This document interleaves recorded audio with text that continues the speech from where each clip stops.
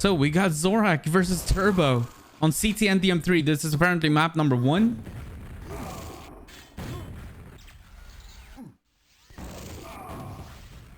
And Zorak has to lead 8-2. Of course, Zorak would know Ct and Dm3. I do believe that his biggest issue will be on the on the DM maps, because of course he's not originally a Quake World player. But Ct and Dm3 and Aerowalk are widely known across the Arena FPS universe, of course. Turbo is gonna steal the red. Zorak has the mega. He can fall back to the yellow as well. He should be able to restack on that and then get back to the red.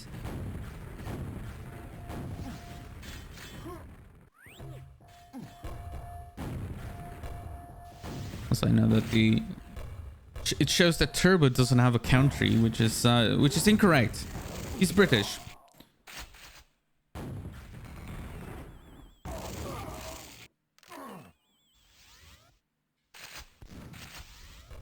Zorak with a 10-2 lead. That is actually quite impressive. I thought that he would struggle, but that's why I'm kind of catching him in the first round.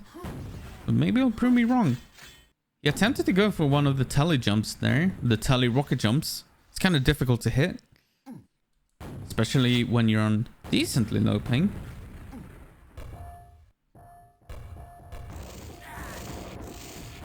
I'll get any issues resolved as well. After map number 1. Anyways, Turbo with 2 frags here. He's gonna get this red armor as well. And get a couple of spawn frags. Of course, Ct and Dm3 notorious for all the spawn frags that you can get. And Zorak needs to stop the bleeding here. He's allowing way too many frags.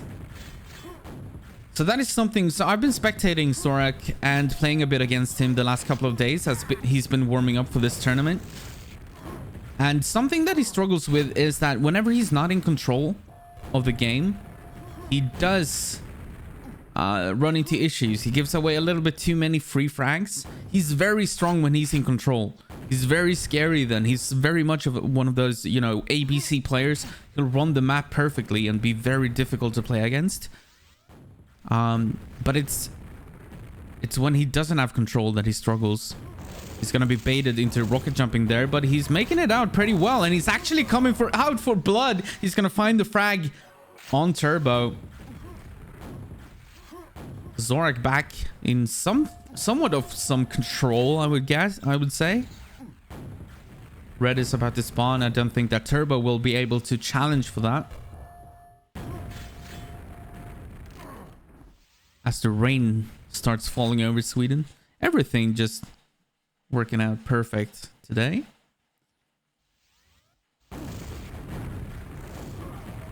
Nice kill from Zorak. It's just rocket straight to the face of Turbo. Gonna pick up the red armor. I'm scared, by the way, for when I tab out from this game and have a look at what's going on Discord, and that is gonna be scary. Good mega timing on Zorak. He's now on 200. So whatever fight Turbo decides to take, remember in Quake World there is no lightning gun. There is no rail gun. So close range fights are more common, I guess. And the only way to really take a long range fight is to try to spam rockets. Try to predict wherever your opponent is going to be. So in this situation, for example, Zorak in full control of the map, Turbo is going to have to find the angles with a rocket launcher instead of abusing a railgun.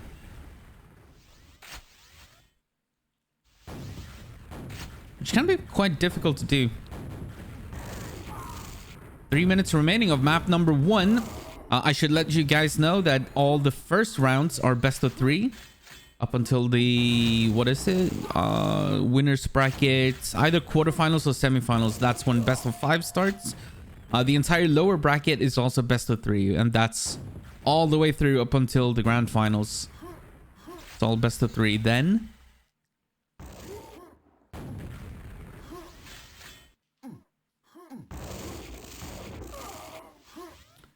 nice job by Zorak. 20-7. And it does look like Zorak will take map number 1.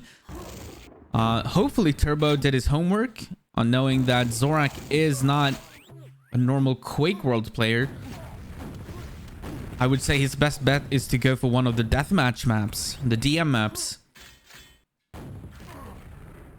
Because that's where Zorak will be least comfortable.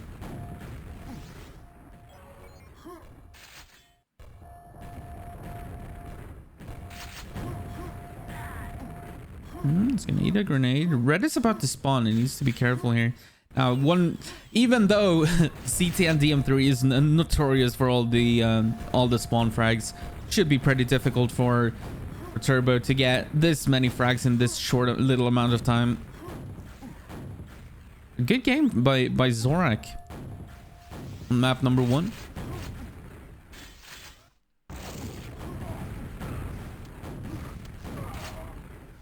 So the way map picks work, of course, each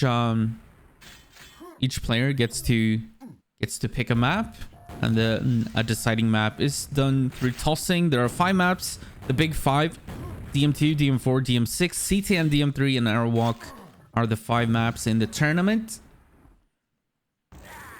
Map picks should be quite easy to figure out.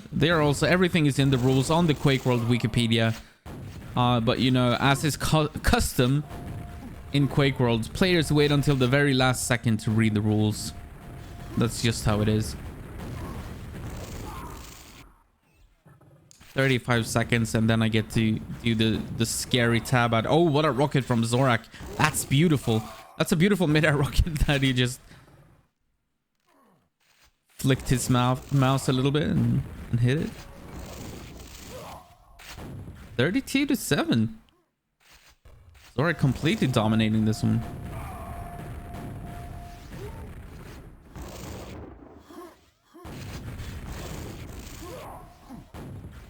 Five seconds remaining, and that's map number 1 in the books, and we have seen the first game. GG.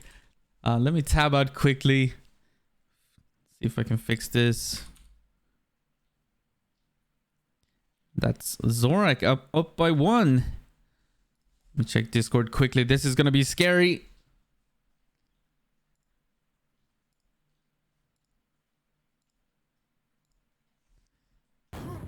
Right.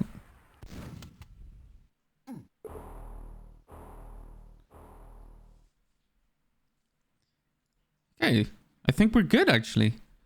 Round 2 are being rolled out, which is yeah, we gotta wait for the other games. But here we go. This is gonna be map number 2. It's gonna be DM2. This is the pick of Turbo. This one, I do believe, is gonna be more difficult for Zorak. Not as familiar with this map as in the case of like CT and DM3 and Airwalk.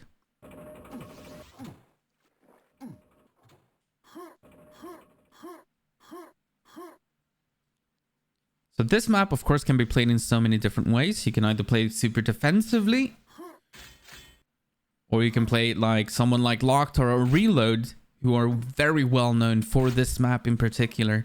We're gonna see the first exchange here. What's interesting about this map as well is that there is no lightning gun, and Zorak is gonna find the first blood.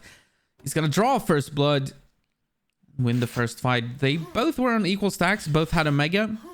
So this map has 2 red armors and 2 megas. It doesn't have a lightning gun. This is one of the original maps that were created before the lightning gun was created by id Software, which is the reason there is no lightning gun on this. This is one of the oldest maps in the game. Turbo is gonna go for the high mega, and this might be the second fight of the game. Pretty good start for Zorak, and he's gonna win this one as well. He's now up 1 to -1.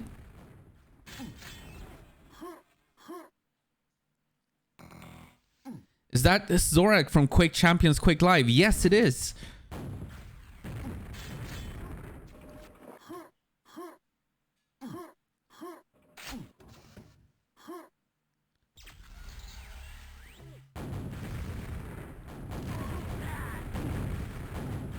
Another fight in the big area. This is an opportunity for Turbo, and Zorak is going to end up killing himself.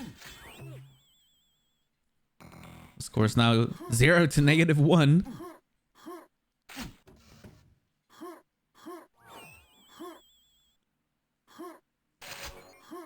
Grabs the top mega as well. Oh, runs into a trap here though. Zorak was waiting for him. Kind of carelessly just jumping in and making a lot of noise. You need to be sneaky, especially on DM2. And this one, I kind of expect Turbo to win. But this is a very, very good start for Zorak. The Diabolical... Oh, sorry, not Diabolical. The Doombringer slash Quake Live slash Quake Champions player. He's been at QuakeCon. He actually learned of Quake World at QuakeCon 2016. That big QuakeCon 2-on-2 tournament that we had for the 20th anniversary of Quake World. In which we saw Milton and Recall take first place. That was also a great tournament.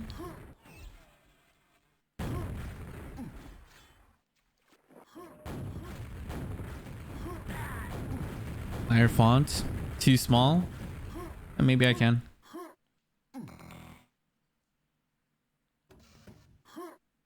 Not right now, though. 6 to -1 for Zorak. Even on DM2. This is surprising to me. This is absolutely surprising to me. Reload and Sane are also top tier. Yep.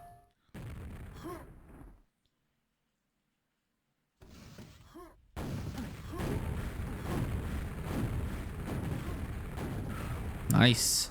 Nice controlled shots from Zorak. He's playing this really well, actually. I'm impressed. Pretty much connecting with every single rocket. And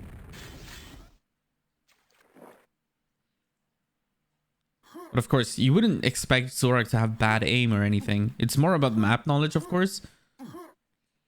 I don't know. Actually, I shouldn't give people tips, but I feel like DM2 might actually play as one of the maps that Zorak will work well for Zorak. Uh-oh, this is a good opportunity for Turbo. Turbo has both the Mega and the Red. Zorak failed his jump to get to the high Mega. Turbo realized that, so Zorak needs to be careful here. He's still got an 8 frag lead, though. This is where some Quake World players would start hiding.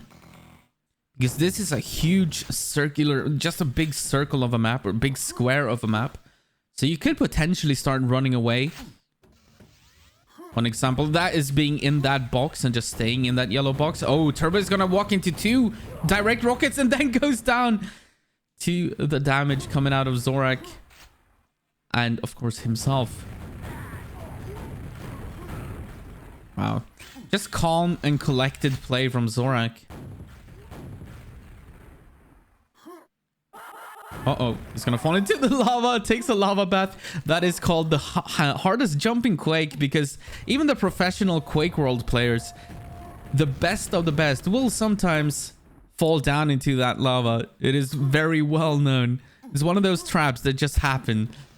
Like, it's supposedly the most simple jump in the game, but people always tend to fall down into it anyways. The simplest of jumps.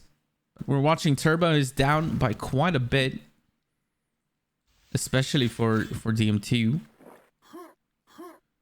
We might see an early losers bracket entrance from Turbo.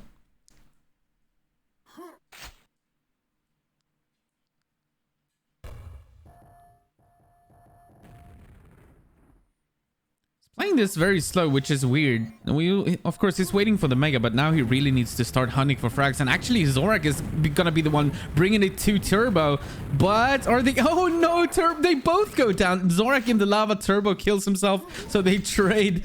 Turbo gets the favorable spawn. But he needs frags. He's on -3.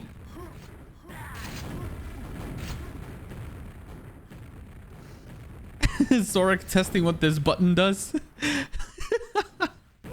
Yeah, he's finally gonna go down. Zorak finds the Turbo gets the kill.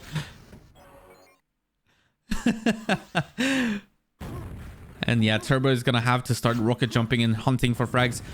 This amount of frags is absolutely doable on DM2. It's absolutely possible on DM2. We've seen Locktar do it. We've seen Reload do it. But it is difficult. You need to continuously attack.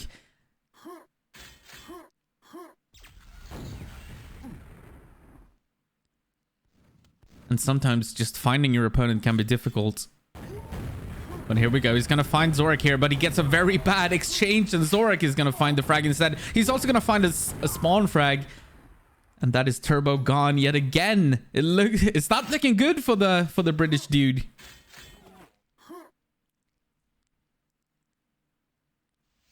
British players struggling. Now we should mention Zorak is one of the... Well, he's actually the best Doombringer player in the world. And he's also very good in Quake Live. Has competed at QuakeCon before. So he's no stranger to tournaments and competitive play. I do think he will have issues. He will have difficulties on the DM maps against the more experienced Quake World players. Well, remains to be seen. Nice kill from Turbo. Mid-air rockets in Quake World is just something else.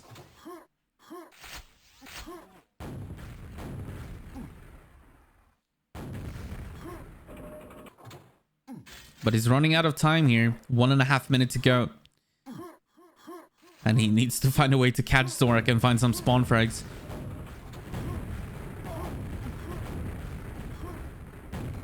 Oh no, he's dealing more damage to himself, and Zorak is doing a good job just backing out of that fight. He doesn't want to take that fight. And rightfully so. 1 minute to go. No reason to give Turbo a chance in this game.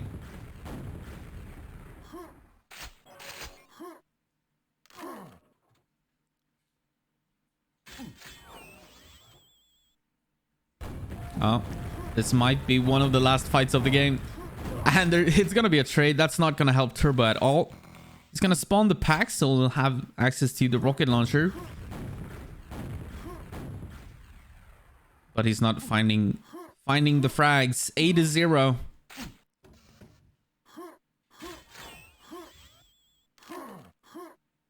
$30 seconds remaining. It's safe to say Zorak will make it out of round 1 in the winner's bracket.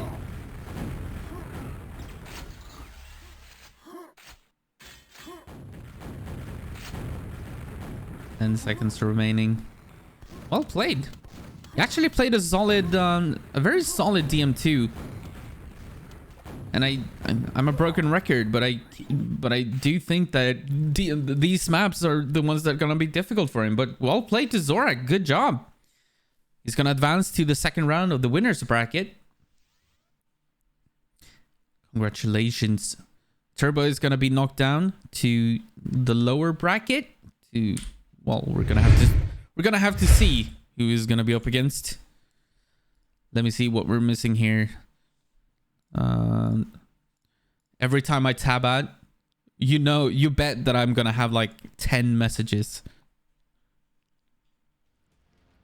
He will struggle on DM4. That is something that I think as well. I think you should pick DM4 against Zorak, but that is such a difficult map for players who don't normally play Quake World.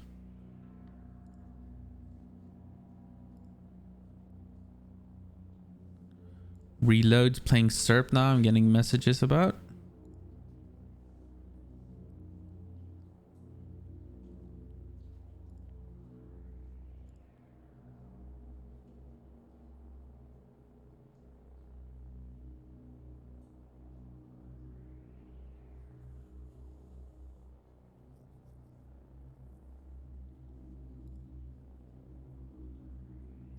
And let me check the bracket. It's probably been updated as well.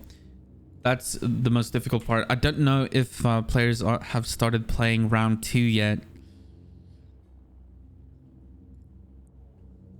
But what we can see is the results of the first couple of games. So we got Drax beating Annie 2-0. Blaze beat Raga 2-0. SERP beat Vaughn, apparently. Nightmare 2-0 against Eggy. Godly Enoch, of course, got the bye versus Thumpa. Nico couldn't play. Russ and Omi probably still playing, and now Zorak beat Turbo. So reload against Serp about to happen. Let's see. They've already started. No, they haven't. Okay, that's a game that we want to catch for sure.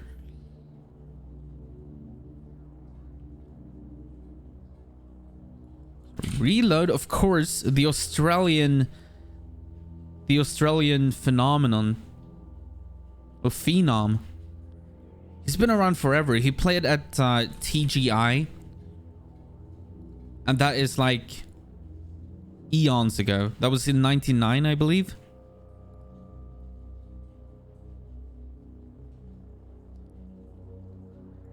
In 99, that was a long time ago. Anyways, let's jump into that one.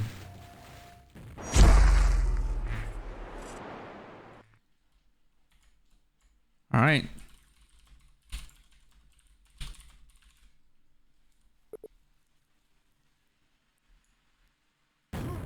Reload versus Serp. So Serp from the US against Reload from Australia.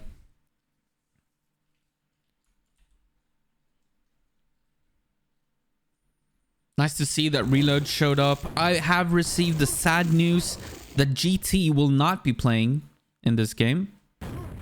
Or in this tournament. He has some personal issues to sort out. So we've lost one of the greats. That is very, very unfortunate. Unless he manages to sort it out before he needs to play his game. That is super unfortunate. I just received word. But I wish... oh, that is a beautiful jump by Serp.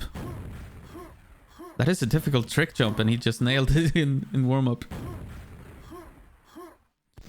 He's getting lag.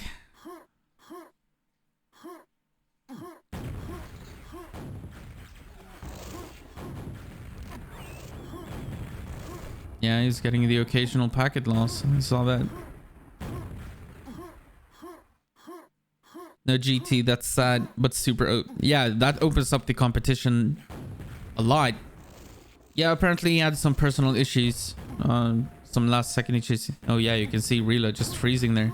What is going on with his connection?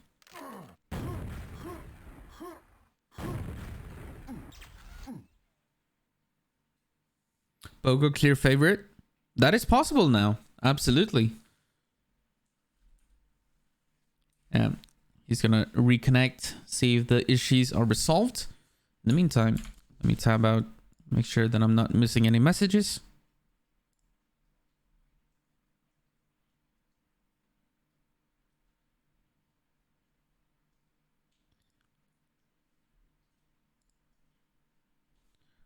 Reload's gotta reload. Yeah, true. So Reload is known and has been known for years. Back when Challenge TV was still a thing, he was one of the most searched for players. People always wanted to watch his demos.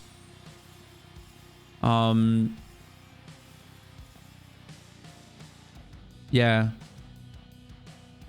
Like, he has such a fun playstyle, especially on DMT. He's known as the best DMT player. We also had that event last year, Locktar versus Reload in a best of 5 on DMT only. It was pretty damn cool to see.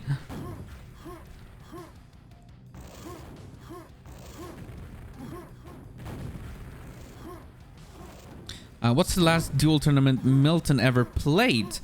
Well, if you count the Shack News tournament Quakeholio, which ended in duels, but it also included like FFA rounds and stuff, then that would be the last one. He won 16, or was it $12,000? $12,000 winning that Quakeholio tournament. He beat GT in the grand finals, and that was a DM4 duel.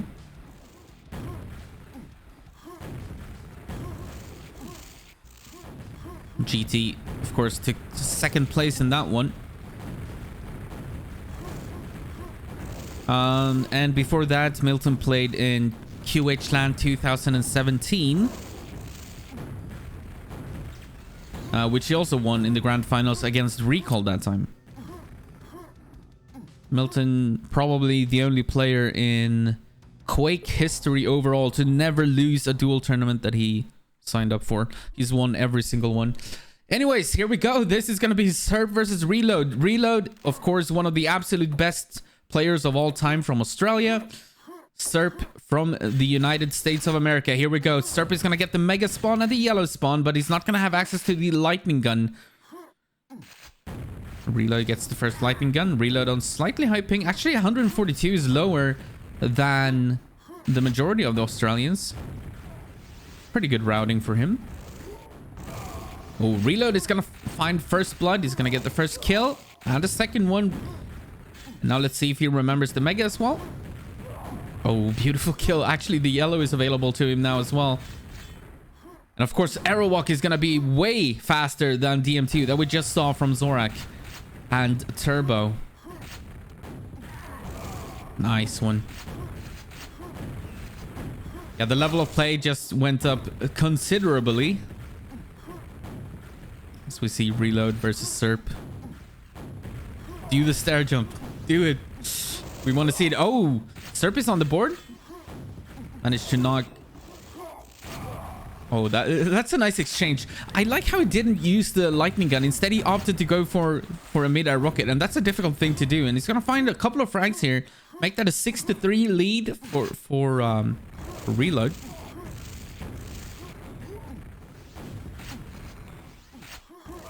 This map number 1 on Arrow Walk.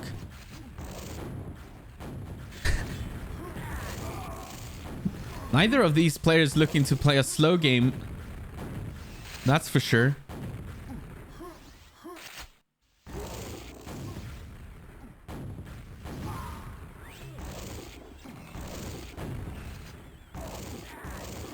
Oh, Serp is gonna steal the mega away from Reload, but I don't think that he's too phased from that. It does give Serp an opportunity to maybe find some control. Red is about to spawn, and we haven't really seen any real map control from either player just yet. They've just been exchanging blows.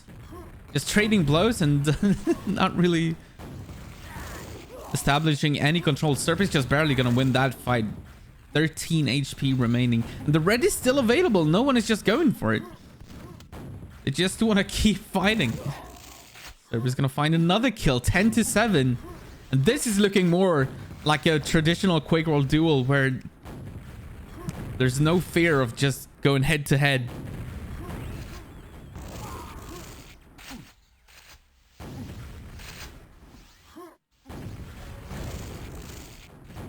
Serp with some control now. He's gonna eat 2 rockets from Reload, so he needs to restack on the next red. It's about to spawn in 2 seconds. A nice attempt from Reload. Good timing on the attack, but it didn't have enough HP to make it work. But he will find the frag on the next spawn. They need a ruling on a rematch. Uh-oh.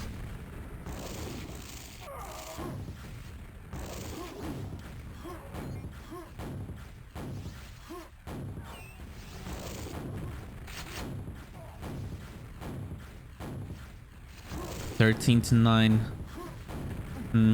Might have to tab out quickly, but I don't really want to right now. Hopefully it can wait 6 minutes. I'll tab out between games. How do people already find themselves in a situation where they need a ruling for a re-game this early on in the tournament? That's crazy. Oh.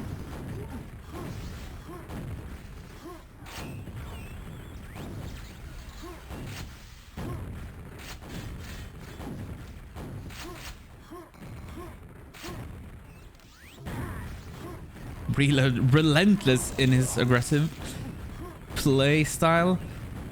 He's known for that. Like the reason everybody wanted to see his demos on Challenge TV, for example, was the fact that he is such an aggressive player, pulls off crazy rocket jumps and moves in general. Just amazing movement, and that is like one of these things that is very appealing to watch. Is giving Serp kind of a lot of control of the map, though. Serp that time with both the Mega and the Red, of course. And then it's hard to win a fight. That's a good spawn for Reload. He's going to spawn the Red armor.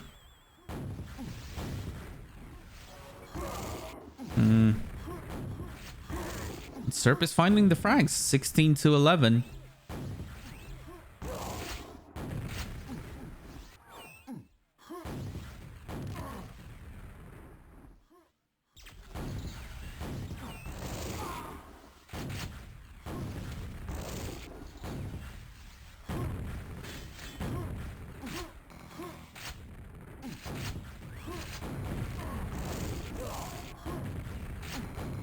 Good lightning gun coming out of Serp. Reload is doing what he's trying to play the aggressive style, but I feel like he's given that also means he's given away quite a lot of like free frags.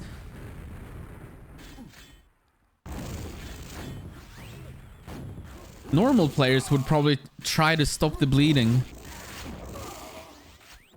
Yes, the earlier rounds are best of 3. The winner bracket will become best of 5. The losers bracket will remain best of 3 up until the grand finals.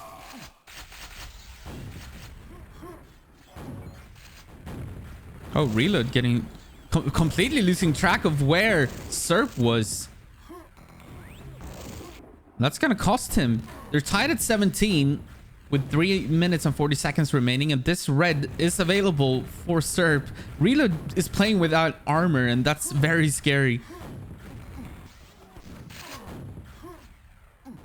Hello is about to spawn, so finally Reload finds himself a little bit of armor, but the mid-fight mega pickup from Serp is gonna grant him the lead, and up 19 to 17.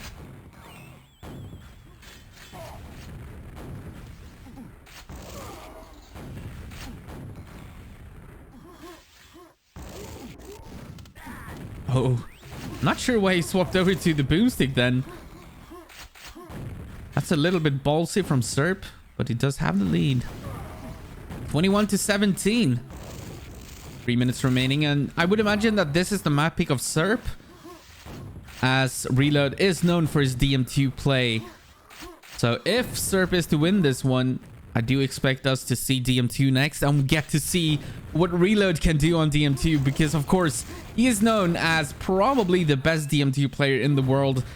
Some people have argued that that might be, you know, Locktar, because of Locktar being very good as well. But Reload did win that best of 5 that we had last year on DM2 only, between Locktar and Reload.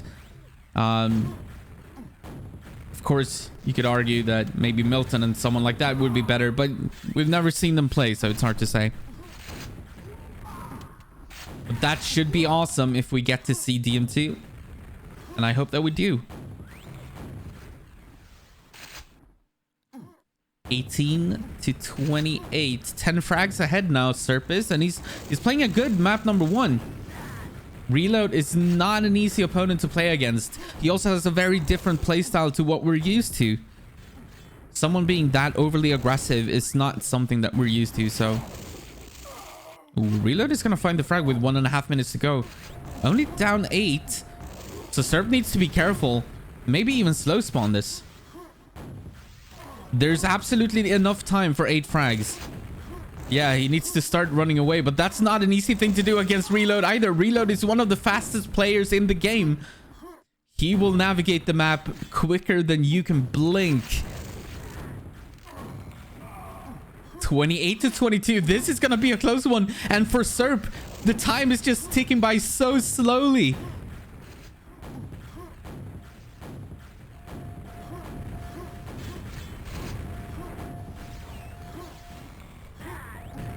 Oh, that's some good grenades coming out of Serp, actually. That's gonna slow Reload down, and Reload is gonna take the L, I believe. Going down there, I think the issue there was just getting hit by the initial 2 grenades. If the 8-down happens, there's no way that Serp gets that frag, and that's a beautiful rocket from Serp, finding that angle. This should be map number 1 going the way of Serp. And then I'll get a chance to tab out and see what they need me for.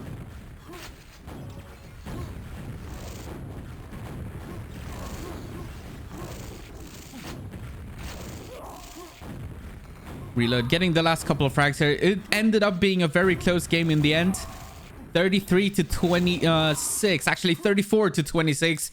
GG, well played. Serp takes the lead, 1-0. Let me tab out quickly and see what is going on.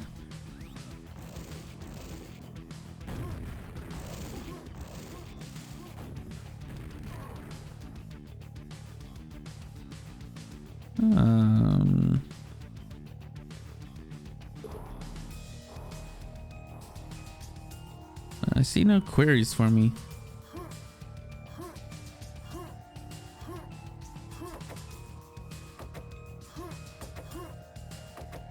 Me and Def got a replay, if you don't know. We ended up playing on a non-intellect server. Yeah. Brenton. Okay. Back into the game. DM2 is map number 2. Sorry, I just had to tab out and see about the ruling thing.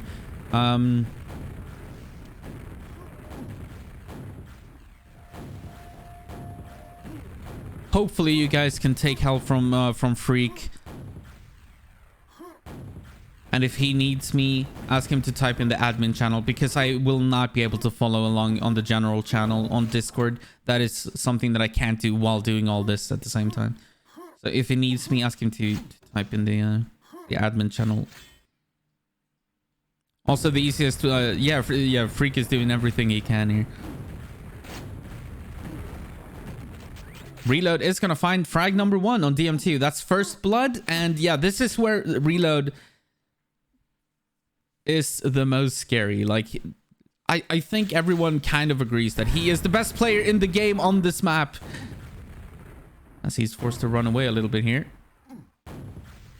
Oh, I think that is Serp actually missing a rocket jump. Not sure. Oh, that's a beautiful rocket jump from Reload. He's one of the very few who will do that without any armor and barely any HP. Still, he'll make that jump work. I mean, it's just such a scary thing to even attempt. Wow, they don't even make the teams even. No, this is a North American tournament, which means that North Americans don't need to ping up. But people from other continents like Europe and Australia and South America are allowed to participate in the tournament. But the servers are North American, or well, they're American in the United States of America. It's like it's the same way it's always been. This is not one of the dual mania tournaments where we usually have everyone ping to equal ping. That being said, though, there are some North Americans. I know Boga Joker used to do this. He just to be nice, he always pings up to match the opponent's ping. It's something he did last year as well. So perhaps he will do that, but there's no requirement on the players to do it. If they want to, then they can feel fine to do. I mean, feel free to do it, right? Hello, Burn, BPS, welcome, boys. We see a low fight here. This is a difficult angle for Reload, and Serp is trying to abuse it, but Reload is actually doing a great job in this fight, and Serp is gonna be caught. And that's a 2-0 lead for Reload. Showing a glimpse of why he is considered the best player in the world on DM2. Those are perfect rockets. Make that a 3-0 lead for Reload, as he's gonna look for potential spawn frags. He's gonna find Serp, and that was a beautiful trap set by Serp. He was just blocking the jump, and that is actually a nice play, and Reload is gonna fall for it.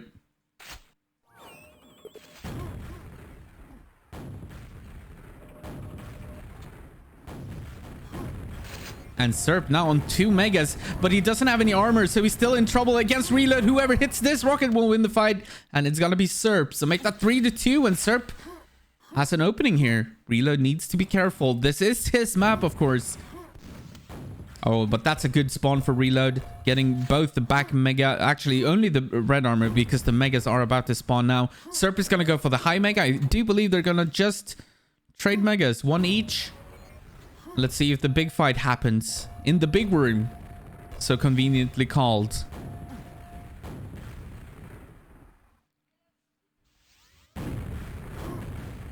Oh, this is a good start to this fight for reload, and he will find the frag. He's also going to restack on the yellow. Oh, is he going to find the spawn frag as well? Not quite. I think he might have dealt a little bit of damage to Serp. Not enough to kill him, though. Ooh, just barely dodges that rocket and just barely dodges that one as well. Reload is playing on such small margins. It's the tiny details and the way he's dodging rockets. Like, I feel like I'm about to get hit every single time. I'm almost like real life dodging them. Oh, and Serp takes a good fight. That's a nice last rocket to the face of reload. And Serp is playing an amazing game. I don't think a lot of people would expect Serp to stand a chance against reload. Even though the pings are, of course, not even.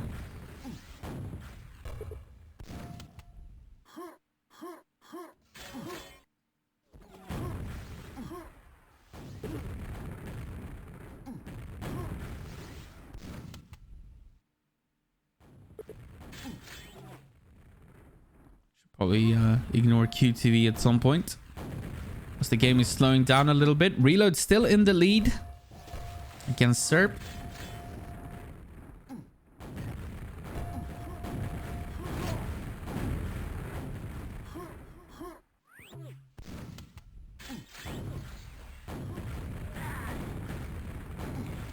How long until no show declared? Which player are we talking about? Because the only one that I know cannot show up is GT.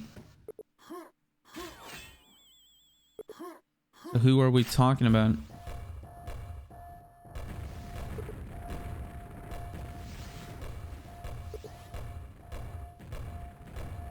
I have a player that has been waiting for 15 minutes. Waiting for Pred, or is Pred the one waiting?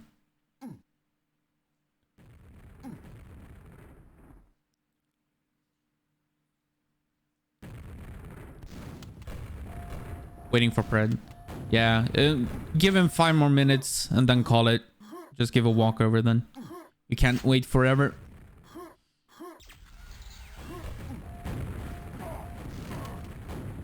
Now, Serp was trying to take that fight. But oh no, misses the rocket jump, and reload is gonna... Yeah, showing some frustration as well. And a spawn frag for reload. That is unfortunate for Serp. And reload is looking for more. Nice play by Serp. That is such a, sneaky play. Not making any noise until reload showed up. Of course, reload was looking for the spawn frag.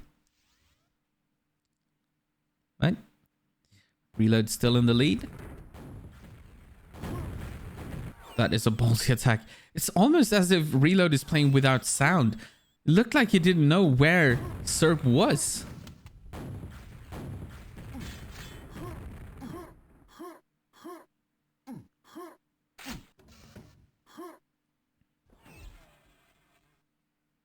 Mega is available for Serp. I mean, reload. But where is Serp? All right, he's just waiting in the path area, trying to set up a trap for reload, but reload is not gonna walk into that.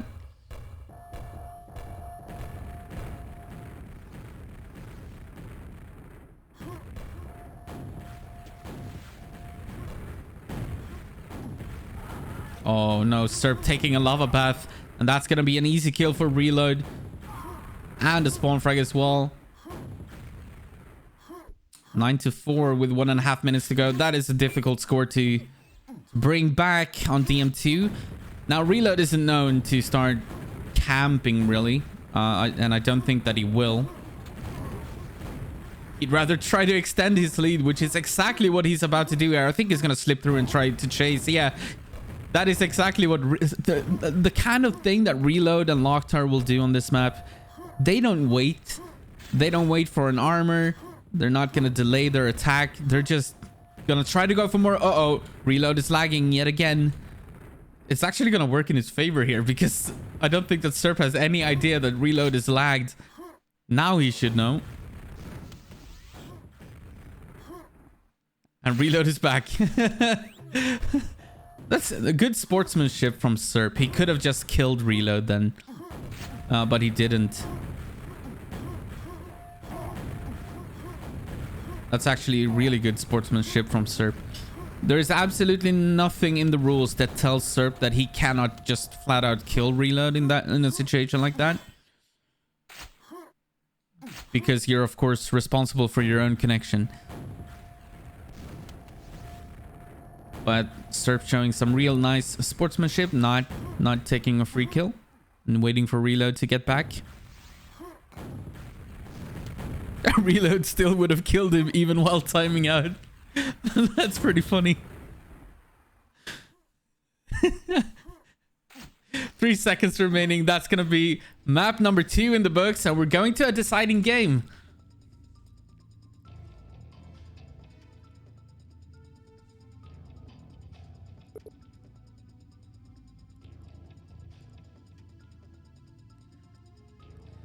Let's see what that is gonna be. Reload, I think your headphones are on backwards. Yeah, that's kind of what I was saying, right? Like, I was hearing sounds from the right.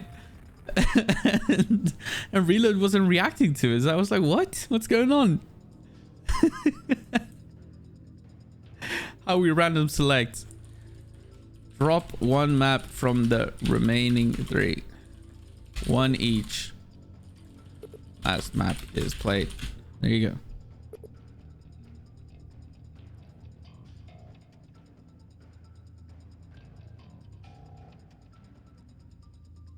All right, so no CTN, no DM4. So we're going to DM6 as the deciding map.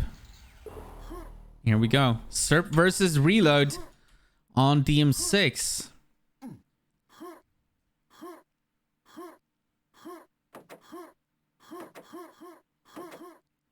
This is also an iconic Quake World map for sure. Reload is gonna get the red armor spawn. Serp gets Mega. Oh, Reload might actually drop for this. Oh no, he's gonna knock Serp down into the lightning gun. So a lot of this map is all about that lightning gun. Oh no, Serp actually gave away a pack. Serp gave away a lightning gun pack. That is such a big mistake. So a lot of this map is about getting that lightning gun and defending it, making sure that your enemy cannot get to it. So if you drop a lightning gun pack without even firing a cell, that is a big mistake. But Serp is gonna find a frag actually with the Mega. Now he's got the red as well. No lightning gun though. He's gonna make the drop now and pick that up. Reload is in trouble here, but we're still early on in this game.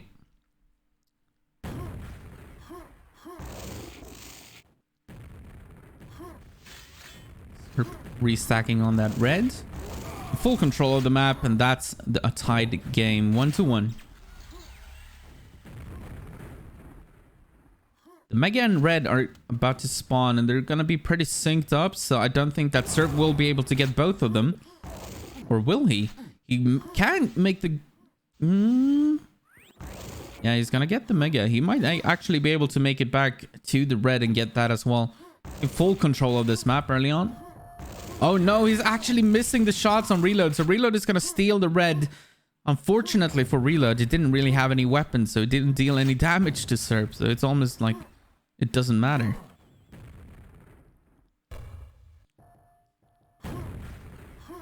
At least I got one frag in each of my games. I'll take it. You know, when it comes to this, we're celebrating 25 years of Quake World, guys. 25 years of Quake World. This is just day 1. We're gonna continue next Saturday, and then we'll have the grand finals on the 19th. That is the weekend of QuakeCon. And for the grand finals, I will be joined by Jahar, who's also been with us for over a decade when it comes to Quake World. So it's only fitting that he and I do commentary for Quake World, I feel like. And so I'm looking forward to that, but we have a long ways to go before we reach the grand finals. We're still very early on in this tournament. If you're curious about the bracket, you can always do !bracket. Is Milton playing? No, he is not. He usually doesn't play dual tournaments unless you spend like 2 evenings convincing him to. Oh, nice attack from Reload. He's gonna find a frag. This is an opportunity for him to get back into this game. And if you guys can hear the rain, I do apologize.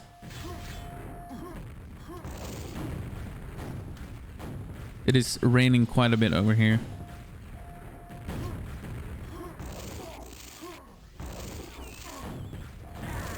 Oh, Reload going aggressive here. I like that playstyle. Sounds of fragging, that's what we like to hear. Uplink. Yeah, Reload. Ooh, I thought he was gonna attack the Mega, and I think that was his plan, but he was a little bit late to the party. And that's gonna give away control of the red armor as well. That was a little bit careless from Reload. And Serp now up 8-2.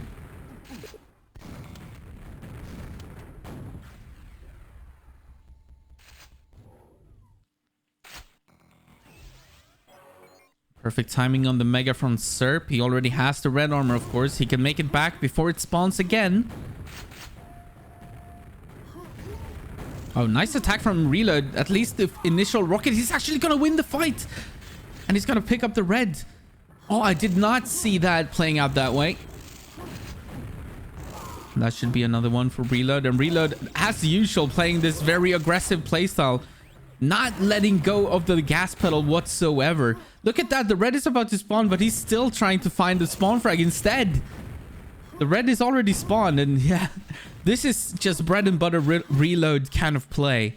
This is the way he plays the game, and it's so enjoyable to watch. So entertaining when players play like this. But as a consequence, you oftentimes deal a lot of damage to yourself, and yeah, as you can see, Serp is gonna take advantage of that. That is also a lightning gun pack for Serp, so now he doesn't have to make the drop for it himself. And he's gonna be caught by Serp that time as well. Reload is.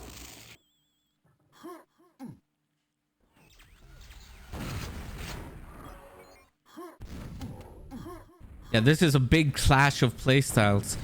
So you have Reload on one hand being this super aggressive player who will be in your face all the time. And then you have this calm and collected, methodical playstyle of Serp. And it's showing.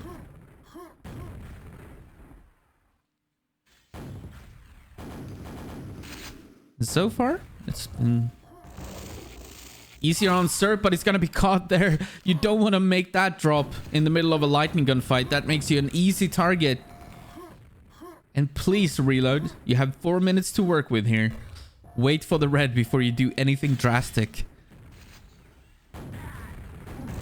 Ah, nice initial rocket. Oh, that flick shot from Reload. That was a rocket straight to the face of Serp. Just a reactionary shot. But then he walks into a lot of spam rockets from Serp. And Serp is going to rocket jump and try to get the next red. He's not going to make it though. Reload gets the red and hits his rocket. So Reload back in control. Still 3 frags behind though. But 3 frags is nothing in the grand scheme of things in Quake World.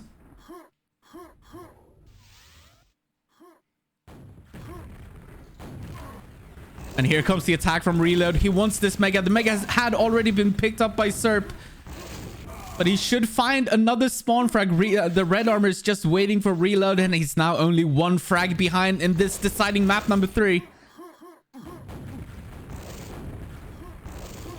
Oh, he's gonna miss the entire platform with the lightning gun. There's a trick jump based on a bug in Quake World that you can do with that hatch. He's not gonna hit it now, and oh, he's gonna find the frag, and that's a tied game. Finds him with the splash damage. Once again, reload is that.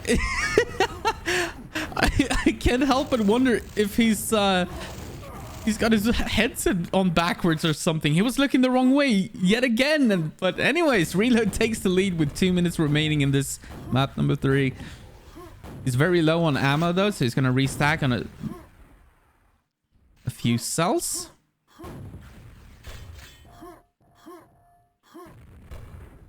And now he can play this maybe a little bit more calm than is customary for reload. And oh my god, Serp is actually gonna win that. But Serp did have both the green armor and a mega. Now in Quake World, a green and mega is roughly equivalent to a red armor and full health. But yeah, that is a scrappy fight indeed. Just like players saying.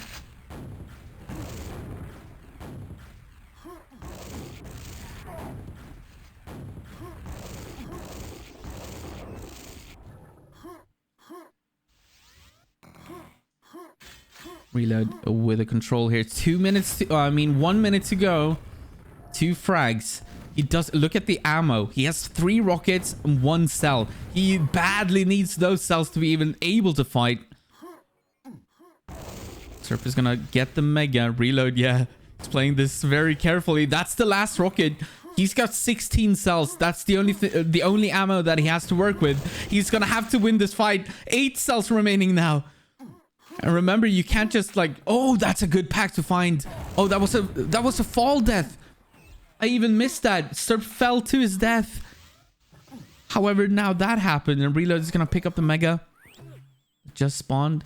And the green armor. 36 seconds remaining. He's gonna have to play this very defensively. Here comes Serp. He's gonna try to escape from the relentless attack from Serp. And Serp kind of lost track of Reload there for a minute. Or for a split second. Oh my god, the perfect rocket from Reload, launching Serp into the floor. And Serp dies to falling damage. And it looks like Reload will be able to ride out the storm. 15 to 10, 16 to 10. And what an effort from Serp. Reload is considered to be perhaps one of the favorites of this tournament. GG's. Reload will advance to the next round of the winners bracket. Serp unfortunately is knocked into the losers bracket. GG's are called. And we tab out to find another game to play and catch up with the all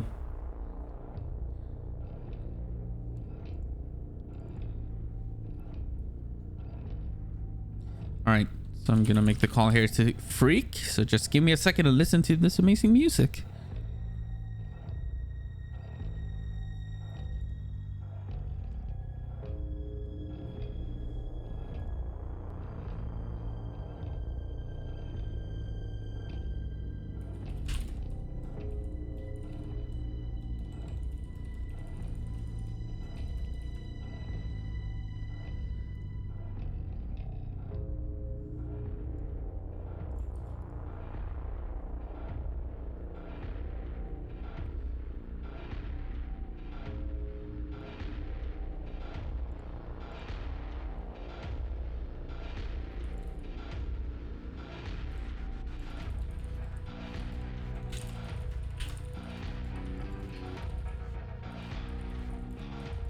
I'm sorry if you can hear my keyboard, by the way. Just answering some questions in between games until we jump into the next one. Hello, Realist. Welcome, welcome.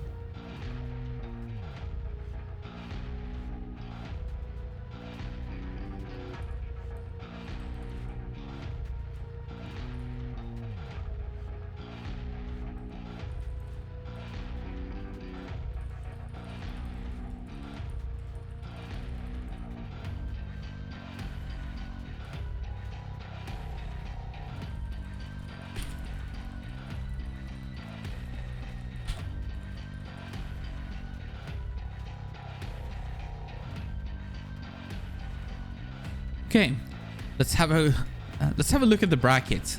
What has happened? What did we miss?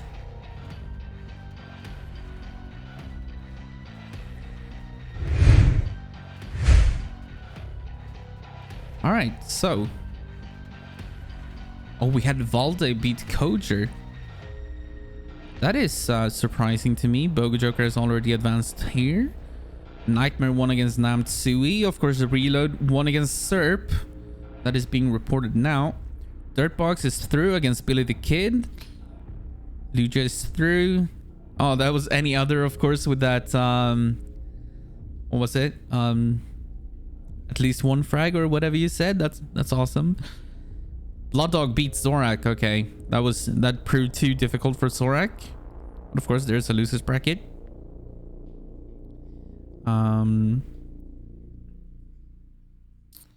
What game would we like to see here? Yeah, so Pred didn't show up. That means Dusty is through. Lord Lame Hammer.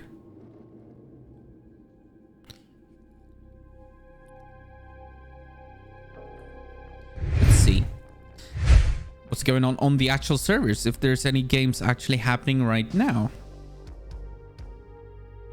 Blood Dog versus Lugia, is that an official game? Yeah, looks like it. Nightmare versus Reload, is that coming up? Am I right about that? Oh yes, that is coming up. You know, I kind of want to see more players than just Reload, but that is a good game.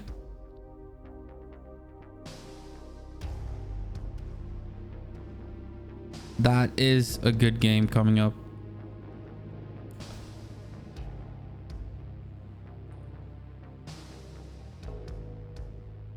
Nemesis and Omicron is being played right now.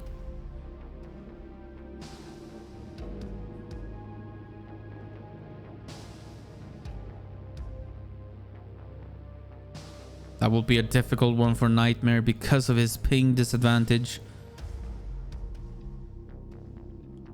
It's going to be interesting when Reload actually has the advantage.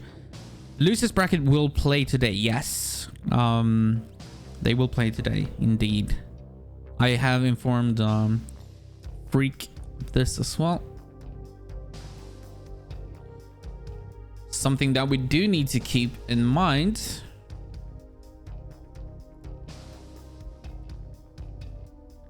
is that the quarterfinals of the winners bracket will be best of 5.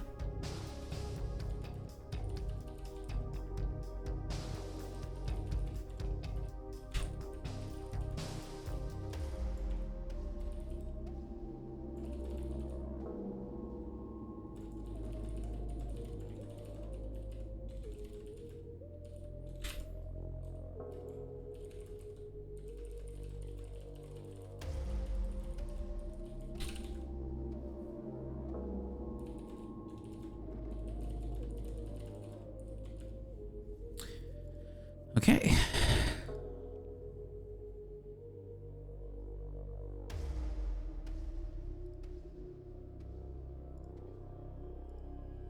I only got 3 on Airwalk. That is perfectly fine. Hey, you know, we're here to celebrate. We're here to celebrate 25 years of Quake World. I'm just happy that people play. It doesn't matter if you don't make it too far in the tournament. You know, participation is actually the only thing that matters here. Is this a real game? ER versus Lord Lame? No, it's not. Lord Lame is supposed to play against Hammer.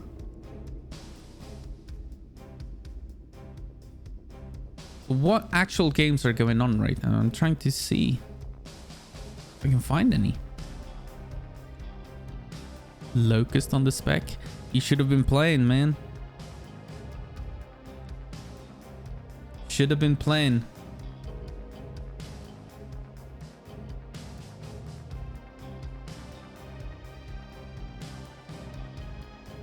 Zorak versus Annie. That's a losers bracket game that we could potentially look at. Zorak Annie, yeah. But I kind of want to see Nightmare. What do you guys think in the chat? Son arrived. Oh, really? Congratulations, Locust. That's massive.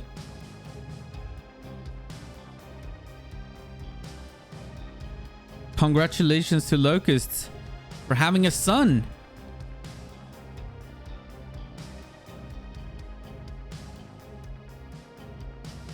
Otherwise, you would have played. Well, that is a very, very valid excuse not to play. That is a very valid excuse not to play.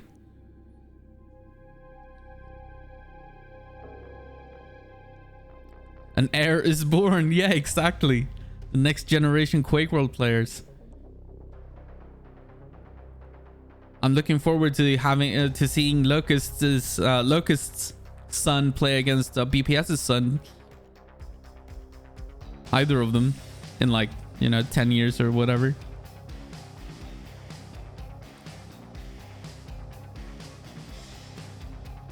Continuing that rivalry. Like, I want to see BPS versus Locust Airwalk followed by two of their sons playing Airwalk as well. And then you add the scores together. That would be pretty awesome. That's an idea for a tournament 10 years in the future.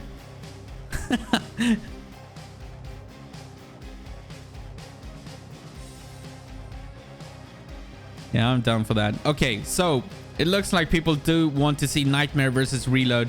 That is the next game that we'll cast. Let's see if we can find them on servers. It will be a little bit difficult for Nightmare, I believe, or possibly because of his ping being pretty high on the Los Angeles server. That is a difficult one for him.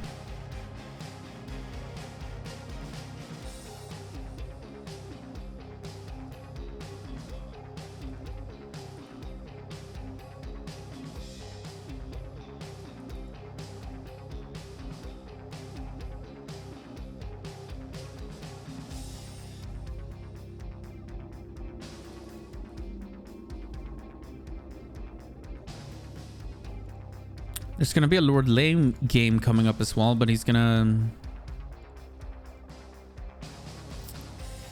play against Hammer. That could be a good game, but not one that we need to cover until the next round. $5 Russian on Nightmare. Yeah, Nightmare has been playing really well lately. He's been playing really well lately. So that is something for...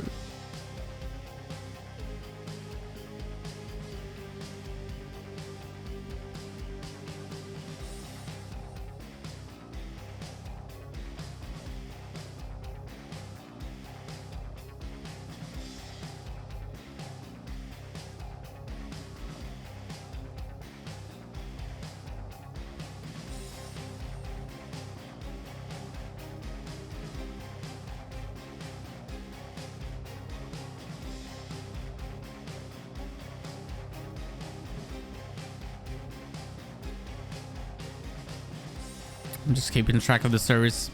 We are gonna watch Nightmare versus Reload once they find themselves on a server, or Freak gives them the call.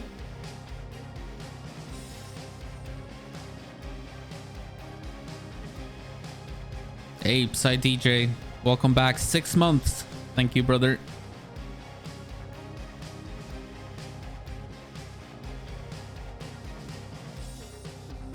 Nemesis and Omicron is ongoing.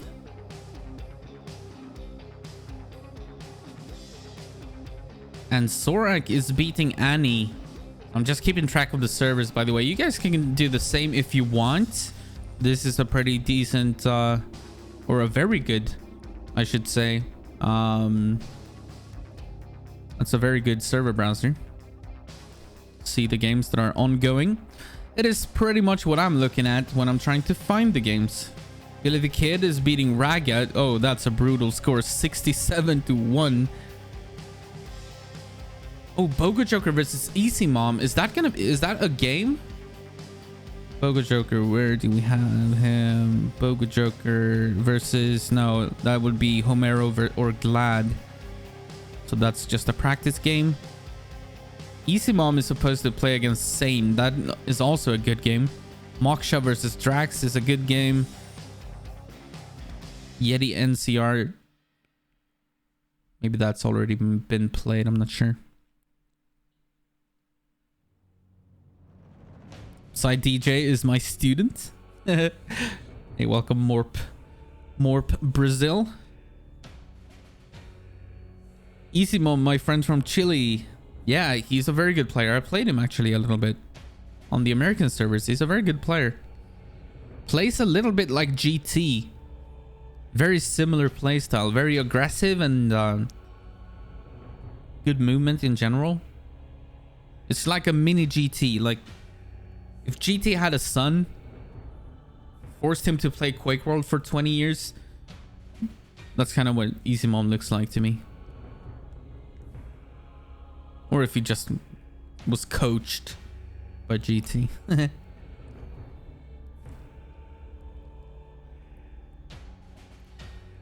What else is going on in the losers bracket?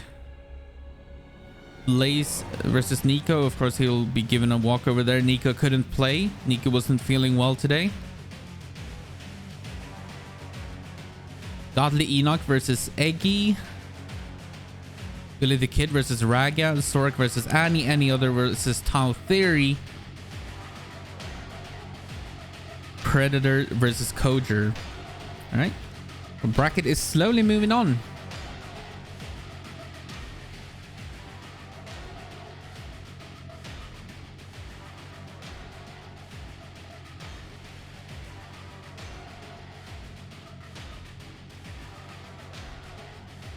So I'm just waiting for a game to cast here. Rax versus Moksha. Zorak versus Annie still ongoing. 1 minute left on Ct and Dm3. Zorak is winning that one.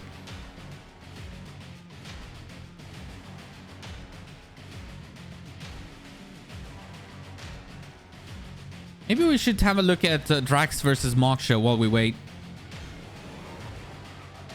Predator is a no-show. Yeah, I heard that he didn't show up. It is what it is.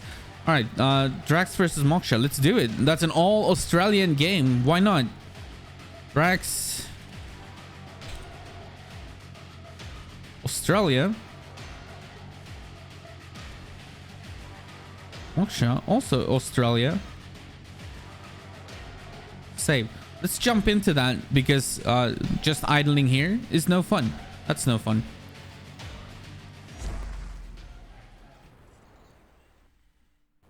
So we see them on DM4. Let's check last scores. Did we miss any of the games? Yes, they already played Ct and Dm3. Drax won that one. 24-5. And he does have the lead on DM4. This is the first time that we get to see DM4 today. I believe we've seen every other map already, so that's also good. So I should actually change the scores here quickly. This should be correct. All right. Another frag for Drax. 7-1. I do believe that the Australians are more familiar with DM4 than the Americans are. The North Americans, they barely ever play DM4. It's just not their map. I don't know why they don't enjoy it and Europeans enjoy it so much in comparison. I don't know why that is, and well, it's hard to say, but it looks I think that the Australians also like DM4, maybe influenced by Dirtbox, who knows. Dirtbox, of course, lived in Europe for quite a long while, and Drax is gonna find himself 2 more frags in quick succession. Yeah, Dirtbox loves DM4, and he lived in the Netherlands for a long time, or a couple of years at least, and played with the Europeans. And I'm sure that he got plenty of DM4s then. I played a bunch against him as well. He probably brought that with him to Australia when he moved back. Nice play from Drax. Not quite realizing where Moksha was for a split second.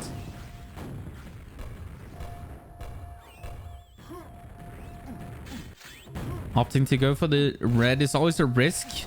You don't want to let your opponent get to the lightning gun, but this time Drax is going to be fine. It didn't matter that he got to the lightning gun.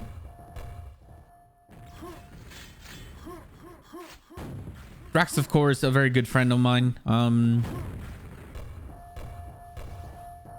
Very enthusiastic about Quake World in general, and he's kind of the guy who sparked a lot of life into the Australian Quake World scene. Australia is actually quite active. There's quite a few players, and many of them play together with the North Americans on the Los Angeles servers. North America is more active now than it's been ever, from my memory. I don't remember them being this active unless we go back to like the very, very early days. And it looks like Moksha is just gonna GG. Not wanting to play it through. So GG is called. And I guess Drax takes the victory 2-0. Well, that's unfortunate. I just wanted to watch that, but okay. Let's find a different one then.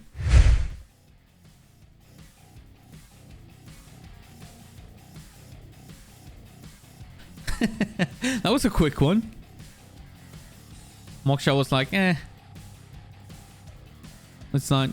Oh, I see Lord Lame versus Hammer going on. Let's jump into that one. We need to see Lord Lame on stream, of course. What about Lord Lame versus Hammer? Yes, of course. Lord Lame.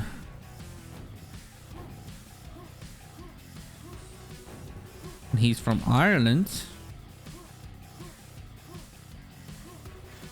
Against Hammer. Where is Hammer from? Is he Portuguese? I think he is, right? Right. Let's jump into it.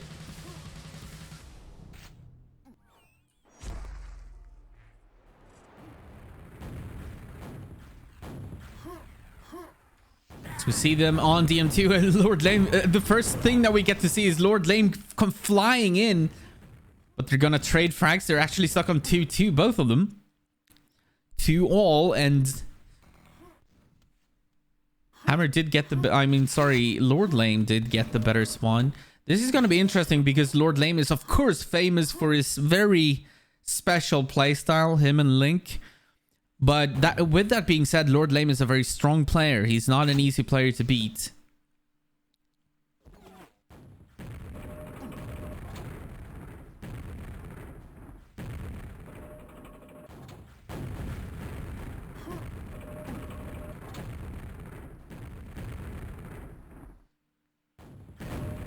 And I do expect this DMT to be way slower than the one we saw previously from Reload.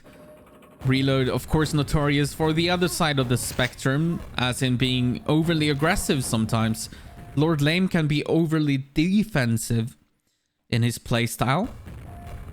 As can be seen here, he's going to spam out a couple of rockets towards Hammer. One connecting. Hammer needs to look out. Still has plenty of that mega left though, so no need to worry for Hammer just yet. Oh, nice attack from Lord Lame. Hammer did not expect that. He's gonna try and run away, and it's gonna work. He's gonna find the kill and possibly a spawn frag. Actually, Lord Lame is gonna die in the lava. Nice defensive play from Hammer. Lord Lame kind of walking into the trap. Actually, I think Lord Lame had the better trade early on in that one. But I think he made a mistake by following through the teleporter and trying to continue the assault.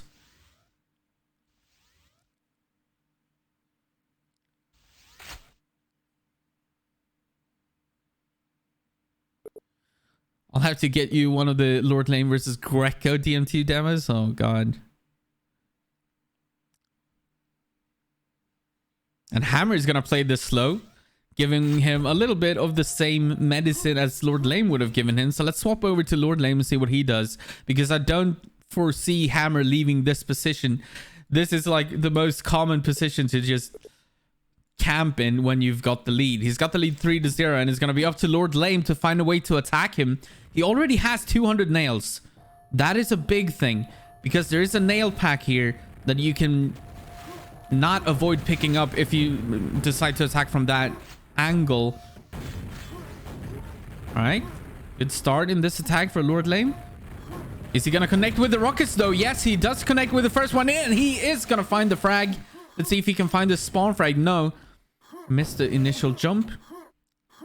So no spawn frag for Lord Lame.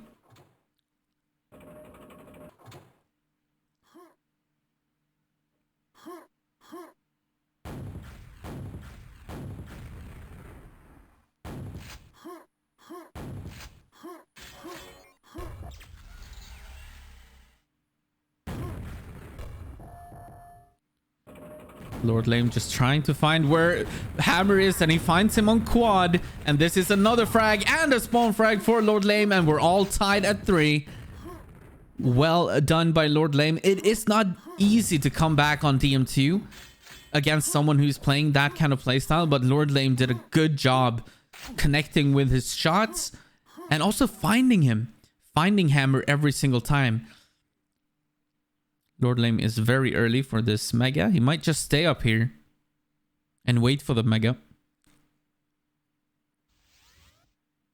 Hammer hasn't messed with the platforms. That's a rookie move. Good call, Splash.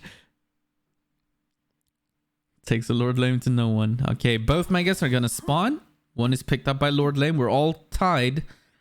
So it might take a while before we see a real fight here, where they both commit.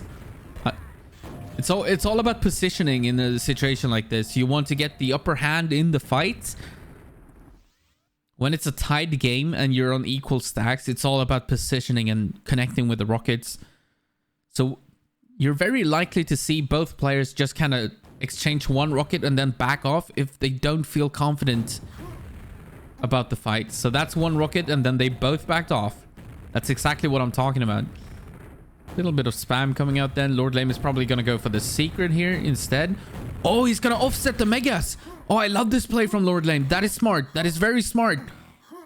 Oh, this is so intelligent.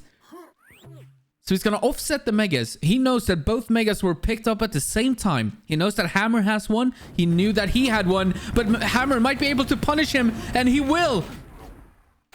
Hammer realizing what Lord Lame was doing. So the intelligent play from Lord Lame actually came back to bite him. Oh, that is such a brilliant play from Hammer.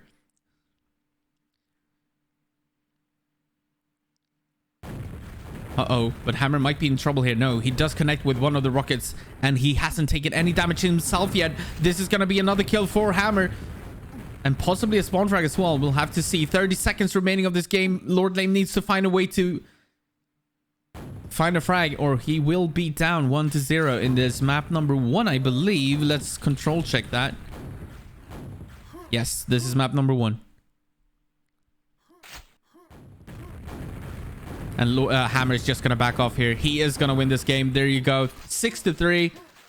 That will be map number 1. 7-3 in favor of Hammer.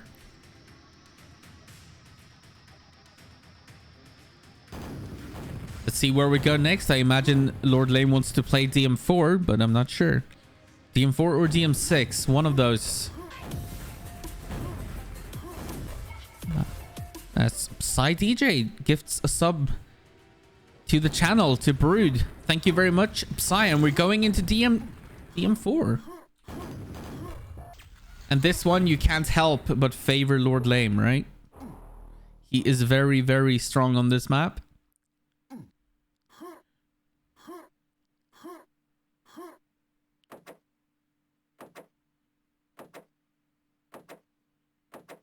here we go. Hammer's gonna get the perfect spawn, the red armor spawn. And Lord Lame got the mega spawn. That's what you don't want on DM4. That means an easy first kill for Hammer. Oh, but he's kind of testing his luck here. It worked out this time. Just barely survived that. Down to 12 HP. And he is going to go down to the grenade of Lord Lame. Lord Lame is now on the board. That's unfortunate. Hammer just didn't have enough HP. He had a full red armor, but no health. Let's see if Lord Lame sticks around to wait for this red. It's about to spawn.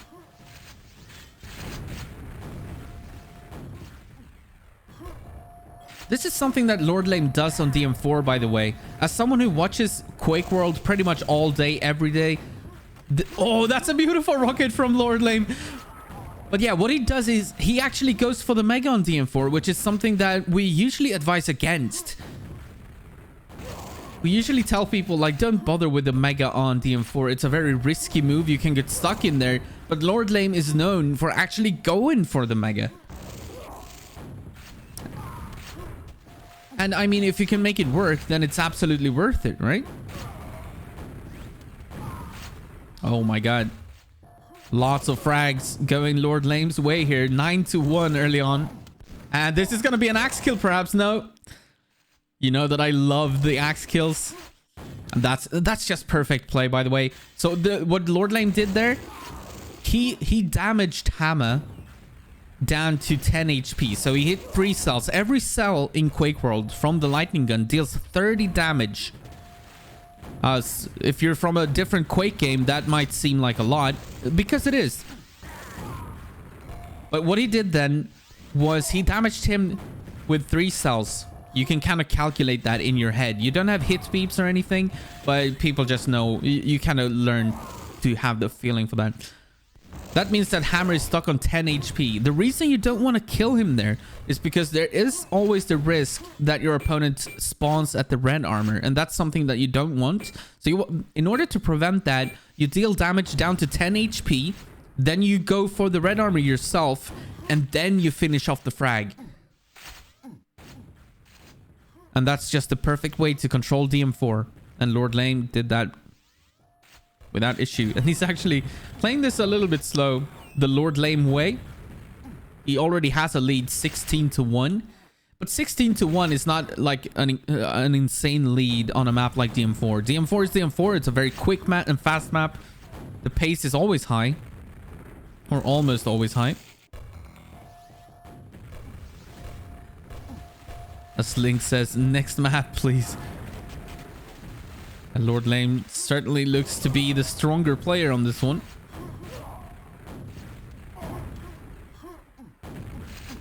As he chases after Hammer.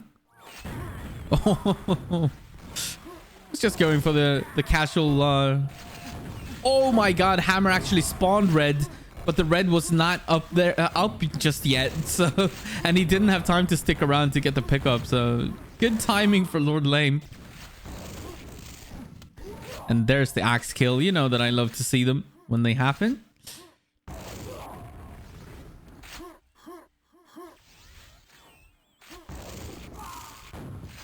DM6 can be a good game. Think it's Hammer's best map, Splash says. We'll have to see. Lord Lame is pretty good on DM6 as well.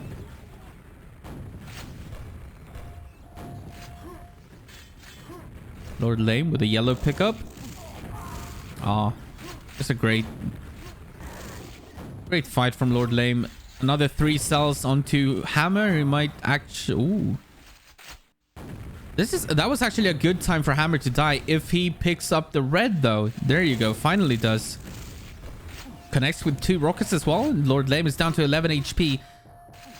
But he does have a considerable... He is actually going to die to his own grenade. What was map 1? Map 1 was DM2, and Hammer actually managed to win that one.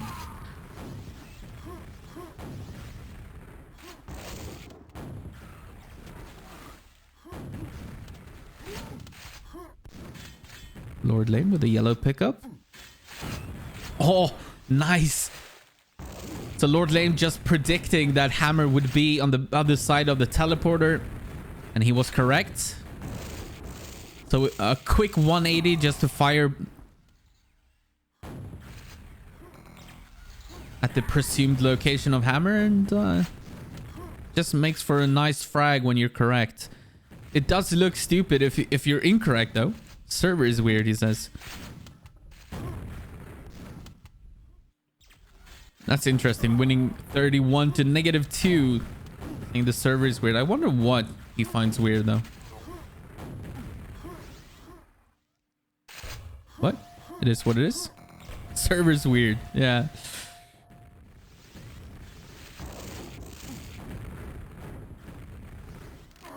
Lord Lame is actually going to go for the kill here. He doesn't have to. He doesn't have to extend his lead at this point, but he's going to do it anyways. And Hammer down to -3. Yeah, this is not Hammer's map for sure. Some people hate DM4. Yeah, that is true.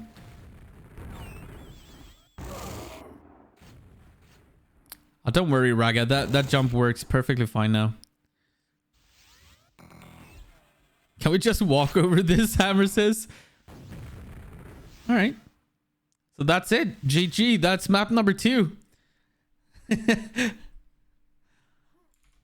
Let's add that as well. And we're going into map number 3. Let's see what that is going to be. They're going to toss from the remaining 3 maps. Sane won first map against ER. Okay. Interesting. Sane is, of course, a very good player as well. I do feel more laggy than game 1. Okay. Not laggy, something weird. Ah, well.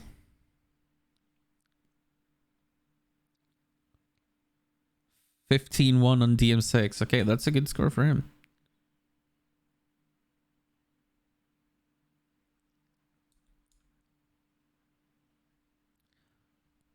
Anyways, I'm just waiting for them to vote on the last map. So DM2 and DM4 is out. So it's either going to be Airwalk, CTN, or DM6. Okay, they're going to toss from everything. Okay. Well, it doesn't matter. It's going to be the same result anyways. So this is where it gets interesting. I do believe we're going to see DM6. It would make most sense. Unless Lord Lame wants to...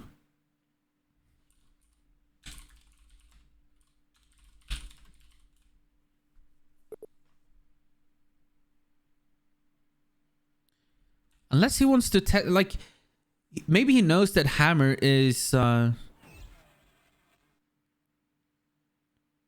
good on DM6, so he chooses to go... Oh, he's gonna toss DM6. Yeah, that's what I was thinking, right? So it's either gonna be CTN or Aerowalk. Hammer's gonna get to choose between the two. It's not gonna be DM6. It's gonna be Aerowalk to decide everything. All right.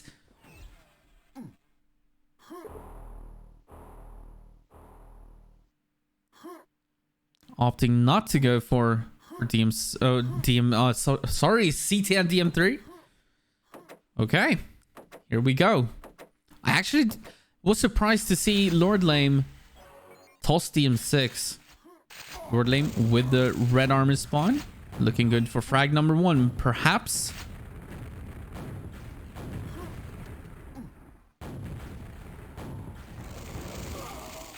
And there it is. Frag number 1 in the books.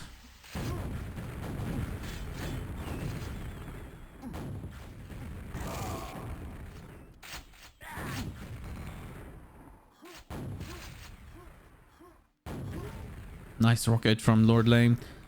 Also just waiting for the mega. The yellow is available. He can make his way back to red if he wants to. And there you go.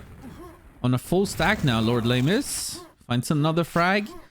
Hammer needs to stop the bleeding here. 4 frags is nothing, and 5 is also okay. But you need to be careful not to fall too far behind.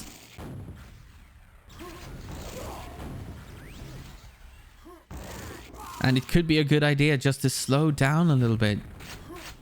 Because he's bleeding here.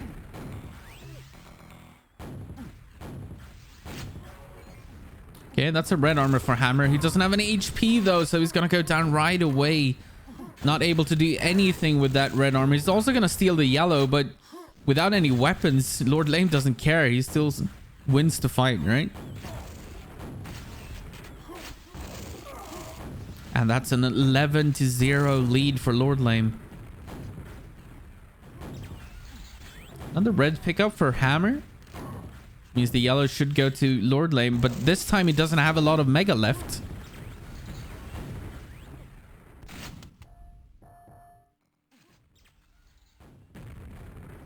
Which puts the mega on a timer now. 15 seconds. The red will line up pretty well. Lord Lame doesn't have any rockets, so he was kind of waiting for that pack.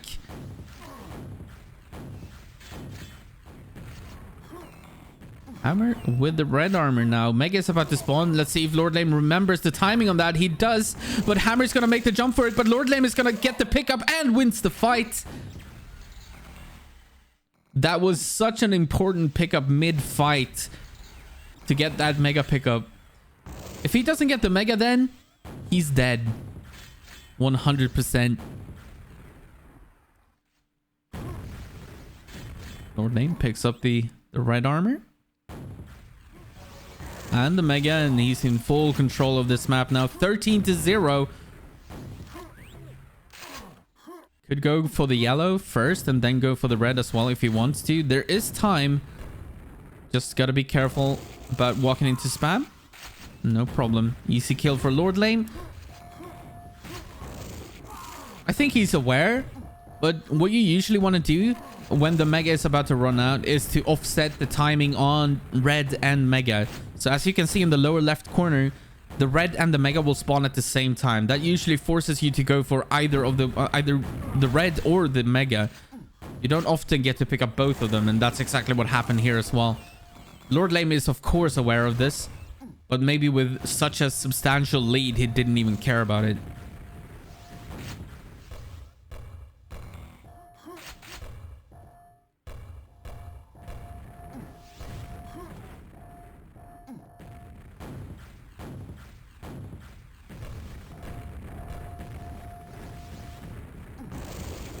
Hammer's gonna steal this mega as well, and he's gonna actually get on the board. 17-1, 17-2, and there's certainly time to come back in this game. 6 minutes left.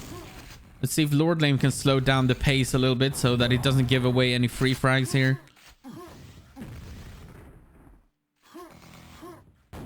Hello, Annie. Welcome.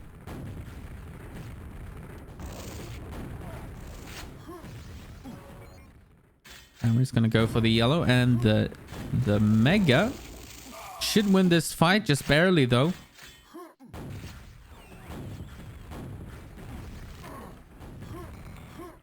Hammer is out for blood here.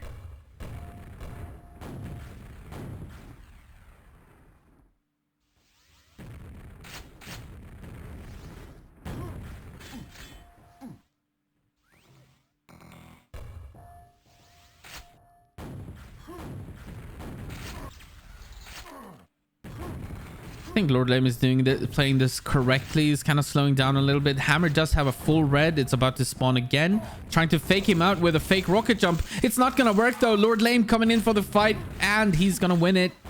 Lord Lame, of course, did have the mega. Oh, and the second that Hammer dies, Lord Lame is getting so many frags. So many frags. He's converting like one fight into 5 or 6 free spawn frags. Oh, that's a beautiful attack by Hammer. Sneaky, of course. There's no like footsteps in Quake World, so you can't sneak around the map if you don't jump around or rocket jump around. How much more is on tonight? We're gonna reach the semifinals of the winners bracket, and whatever that means in the losers bracket as well. So there should be, what, 8 players or something like that remaining after this, or 16. Let me... math is difficult. I think round of 16 is where I want to stop it and continue next Saturday. I don't want to burn out the players. I know that it is hectic to continuously play.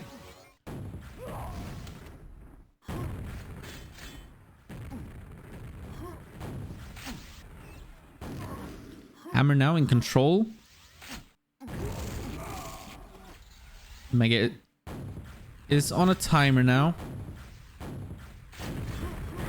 Yeah, Lord Lame, you need to be careful here. Oh, but he's gonna connect with a perfect rocket and another one. That's what I'm saying. Like, every time he gets a frag, he gets a free frag. At least one. That's helping him in this game. Oh, Hammer going for the rocket launcher. Not confident in doing any trick jumps to get to red. They are very difficult, mind you, in Quake World. It's a very different story in other Quake games, getting to that red armor on Arrow Walk.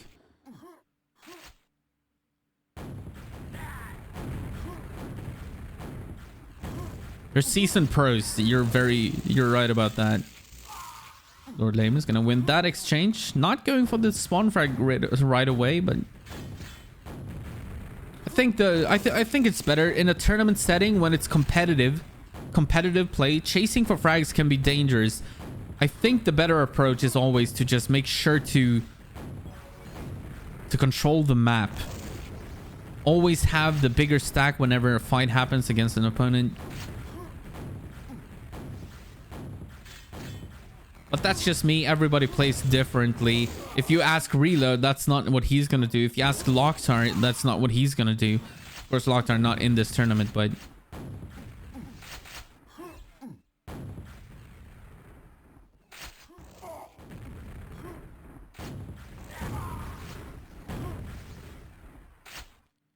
Adding the play rounds to the Quake Wiki. Thank you so much, Alice. I haven't had time to do it myself.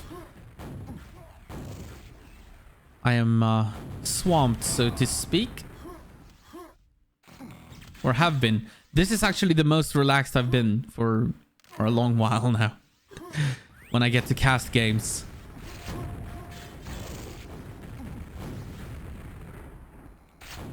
So it feels good to finally get this show off the road.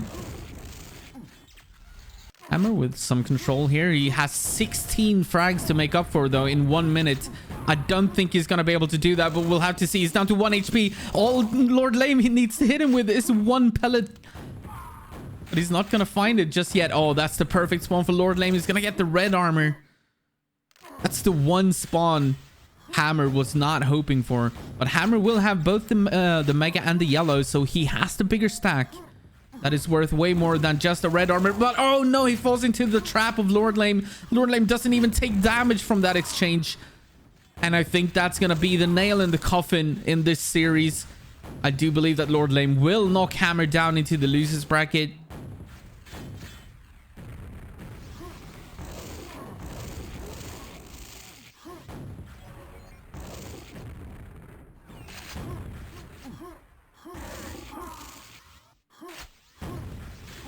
Well played by Lord Lame. 30-13.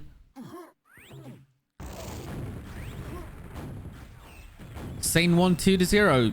Okay. Sane moves on as well. Thank you, chat. Thank you. Thank you. And Lord Lame will also move on. GG. 31-13. For Mr. Lord Lame. Let's have a look at the bracket and other things going on.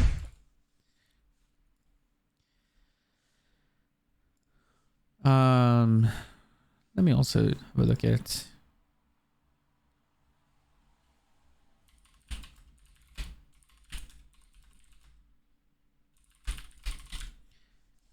what people need of me.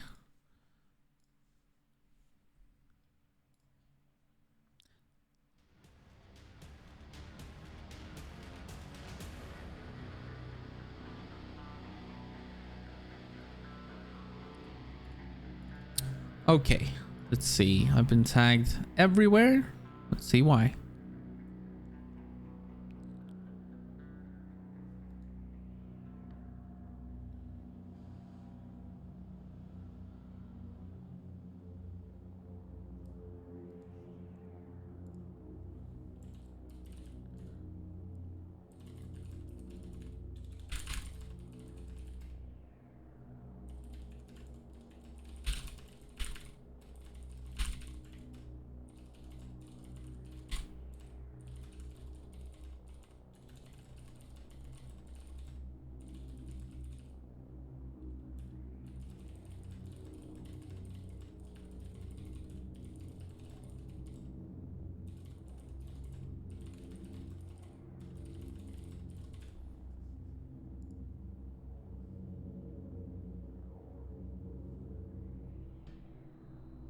Hi, is this real QuakeCon or just a made-up event? This is Quakeworldaversary that will end at QuakeCon 2021 through QuakeCon community. So it's very much official. Any more matches coming up today? Absolutely. We are not nearly done. Let me check the bracket and see what's coming up and what we want to catch next. We have Reload Nightmare. Bogo is waiting for someone. Sane just beat ER, so he's gonna move on to the quarterfinals, which will be best of 5, by the way, of the winners bracket. Volde versus Yeti. I do believe that's not what we're gonna watch. Drax moved on against Moksha, of course. Not sure about the other game in that one. Lord Lane will play against Dusty. Ooh. Nemesis versus Dirtbox. That is also a good game. Has any of them started? Let me see. Nemesis, Dirtbox, they're on a server at least. That's something.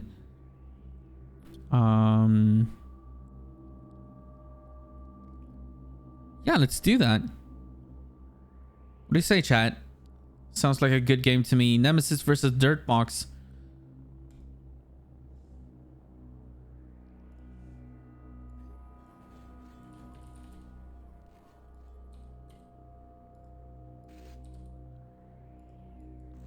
Nemesis is one of these old players. Also a very, very strong DM6 player. Let's hop into the game.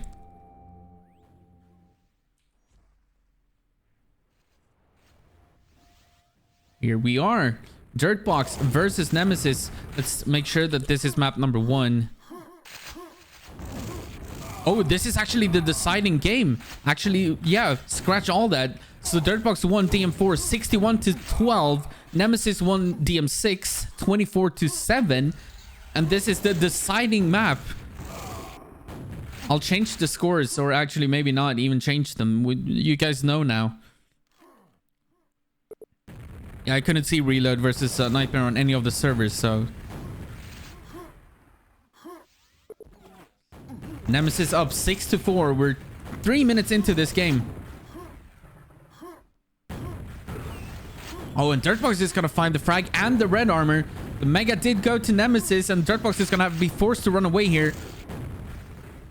Good job by Nemesis to pick up that yellow as well. Dirtbox is in a little bit of trouble here, but he does have timing on every single item now. Of course, similarly, so does Nemesis. So yeah, as expected, Nemesis did win DM6. He is one of the better players on that map. Dirtbox convincingly won DM4 61-12. Dirtbox did pick up that Mega, but that was immediately removed.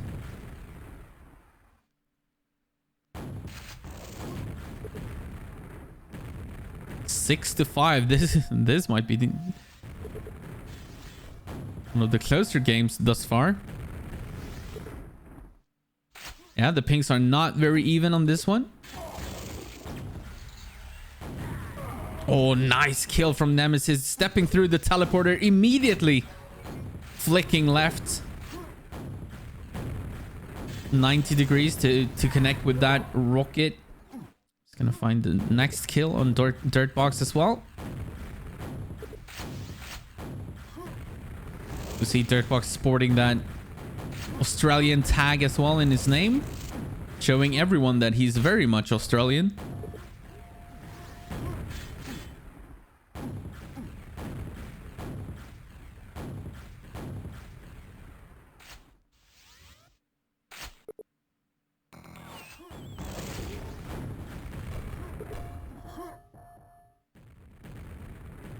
Nemesis already waiting for this red, even though he has one already. Okay, he's gonna damage himself. That could actually cost him. The Mega was available to him, though. That's a beautiful rocket to the face of Dirtbox.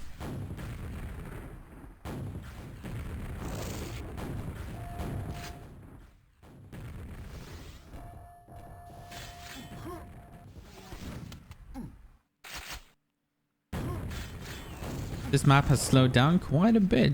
8 to 5, only 3 frags to tell them apart, though.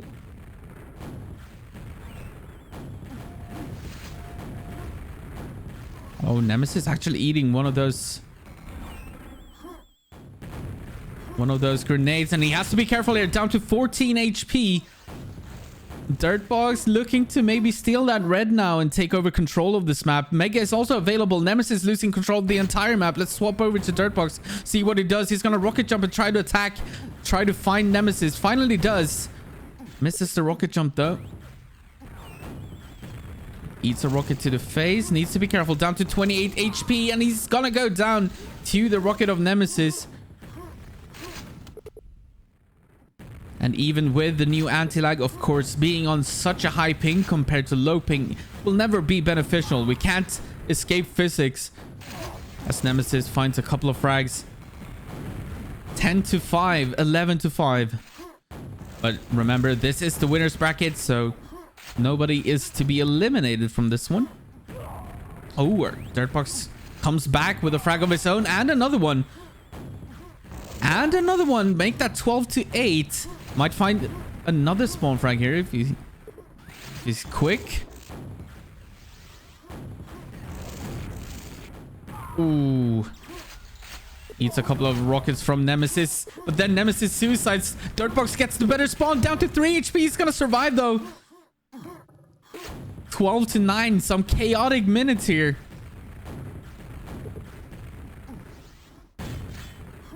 Dirtbox gonna pick up the yellow. Finally finds himself a lightning gun. Can he win this exchange though? Yes, he will. 12 to 10. 2 frags behind now. Mega was not there yet, but he's going to connect with the rocket launcher. And he might tie up the game here. And we're tied with 3 minutes to go in this map number 3. I know it says 0 on your screens, but that's because we joined midway through map number 3. I apologize for that. Oh. Perfectly timed rocket from Nemesis. He might go up to 200 here. And indeed he will. Nice rockets coming out of Nemesis.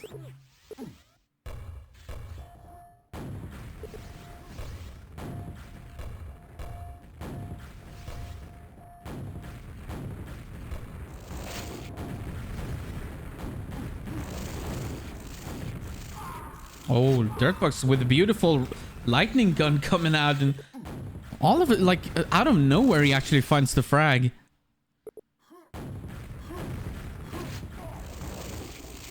Seemingly out of nowhere, and that's another one. 2 minutes remaining, and once again Dirtbox is coming back. It was kind of looking bad for him, but oh, the perfectly timed rocket. Picks up the Mega as well. He's gonna find the frag. Red should be available. He cannot give that up. And I don't think he will. 18 to 7 now in favor of Dirtbox. Make that 19 to 7, and Nemesis is in trouble. 1 minute and 30 seconds remaining, and the Australian has to lead.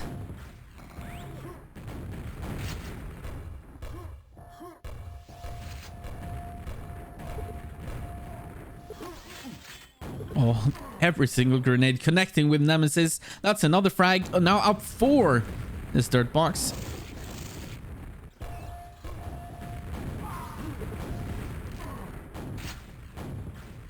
And while he did take a lot of damage, then the red armor is about to spawn. And a couple of spawn frags. Oh my god, this is brutal. And the axe kill coming out of Dirtbox. 25 to 17. 50 seconds remaining. And Dirtbox will be on 200. Gonna rocket jump, trick jump, and try to go for more. Once he smells blood in the water, he wants more. And Dirtbox gets a couple of more frags. And I feel like that is probably the nail in the coffin for Nemesis in this winner bracket. I don't know. 8. I don't know how many winner bracket, how far into. I think this is round 3.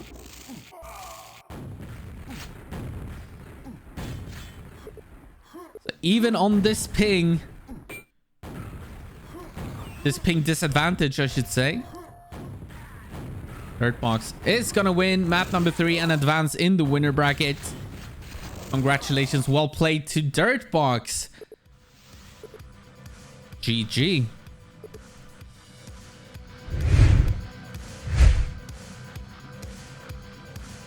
All right. That was a quick one.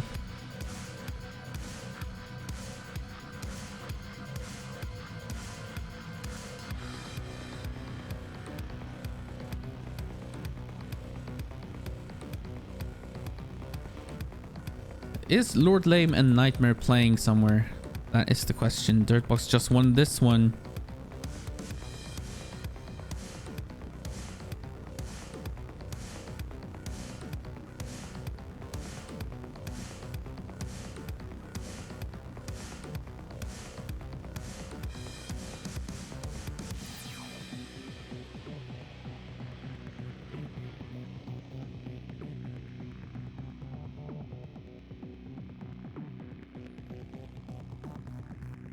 Storytown Theory.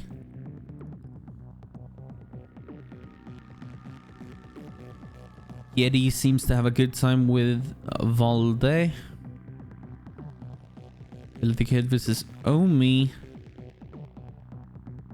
Dusty versus Lord Lame. Is that a match coming up? Oh yes, it is. Let's hop into that. Heck yeah. Dusty from the United States of America versus Lord Lame of Ireland.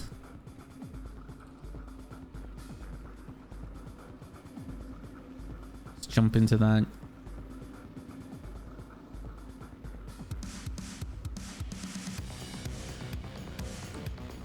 Yeah, that was a fast slash quit.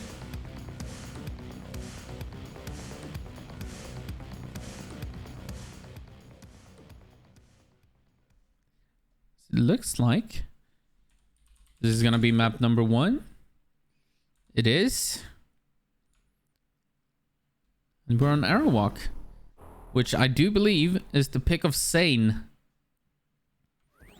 Pretty decent pings here, actually very equal, 78 to 78. Oh, pick of Sane. Did I say Sane? I mean, of course, Dusty, our very own Dustin. Lord Lame gets the better spawn, I would say. He gets the red spawn, but the Mega and the yellow are picked up by Dusty, but they are both gone immediately as they do a bit of a teleporter dance. Nice maneuvering from Dusty. He should secure the next red, whereas Lord Lame should probably have to settle with the yellow, but the Mega is about to spawn, and if that goes to Lord Lame, that's bad news for Dusty. Very shaky shaft from from Lord Lame, but he still finds the frag with that rocket.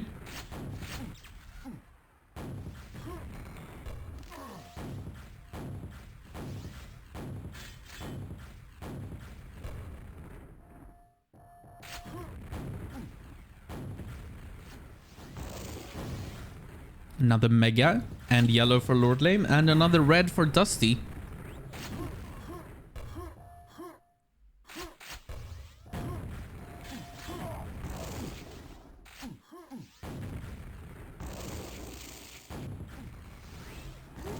Oh, that is a very, very scary drop from Lord Lame, just falling down into a lightning gun like that. That is very, very ballsy, but he made it work somehow.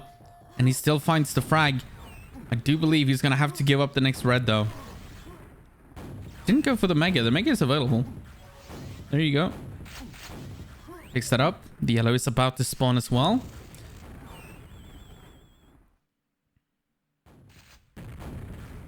Didn't go for the yellow though. Maybe just waiting for this next red.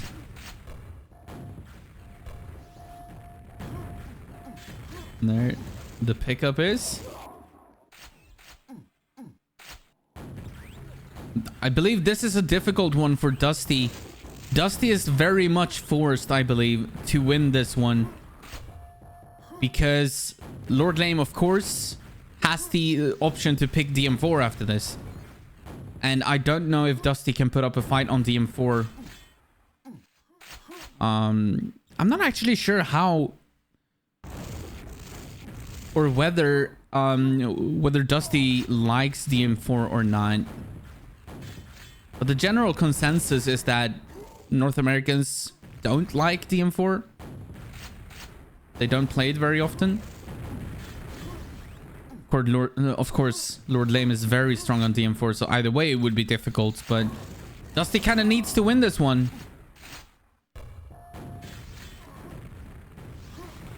DM4 was the only one I did well on, any other says.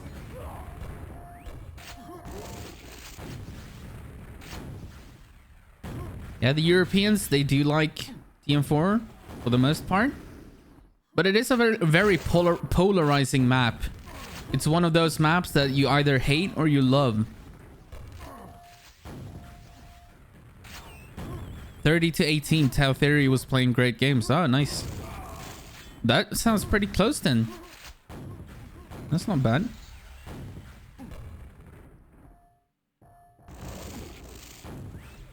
Bogo playing Glad on Airwalk on equal pings. Oh, that's nice of him. Yeah, Bogo Joker is known to do that. He will ping up. And even though he's not forced to, he doesn't have to, but he does it anyways. He's a nice lad.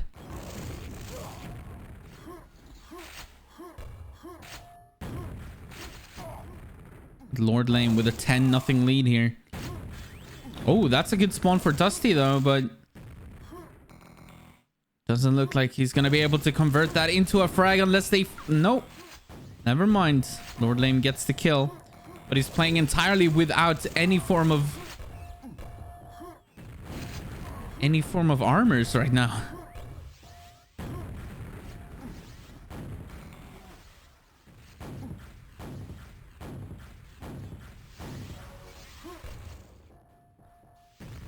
I think Blood Dog counts as one of those players with an exception rule next to his name, because he did play for years and years in Europe when the North American scene was kind of inactive.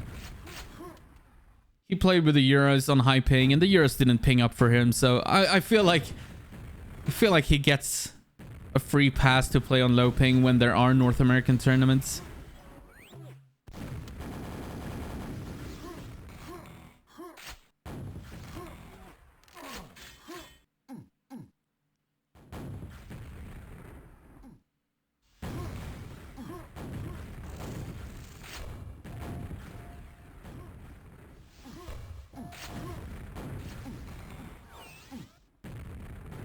This is a very slow and methodical game from Lord Layman. Dusty needs to find himself a kill. He doesn't have a single kill yet. We're more than halfway through the game. Lord Lame, of course, not in a rush to take any form of engagement if he doesn't have to. He'd rather keep his distance. Reload and Nightmare will be walkover? For whom? What happened there?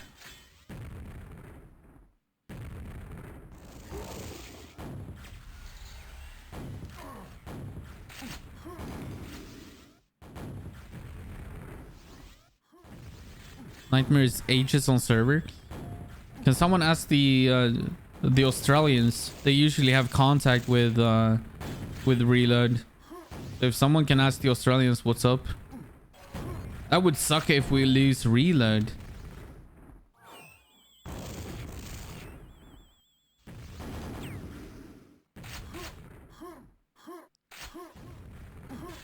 Did you play Kong? I don't think that Kong showed up for the tournament.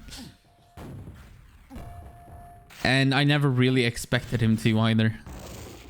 Honestly.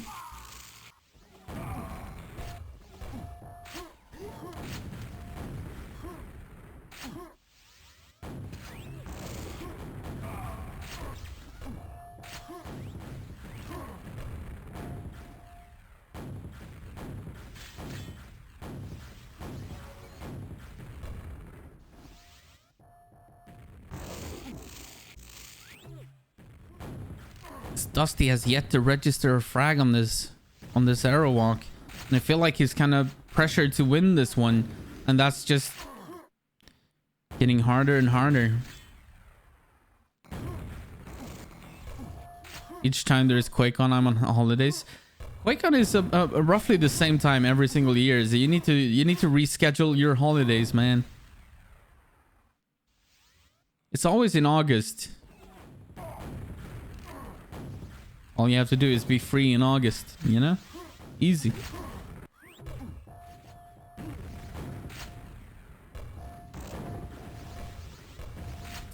Two minutes remaining now, and Dusty is in trouble.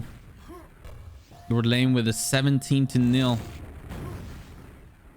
And it's a real 0 as well. No self kills, no regular kills. It's just 0 frags.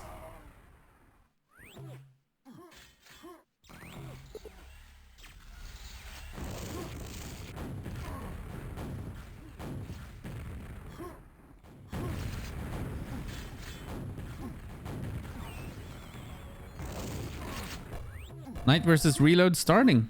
Awesome. It makes me happy.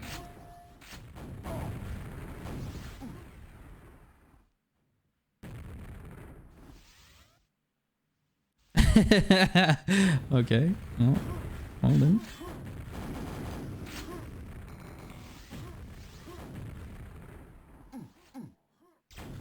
$18-0. Nice rocket from Dusty. And another one. We're getting pretty late in this game, though. So I don't know whether it's going to be enough, but maybe you can find a frag at least. You know that you won't hear the end of it if Lord Lane manages to pull off a 100% efficiency duel.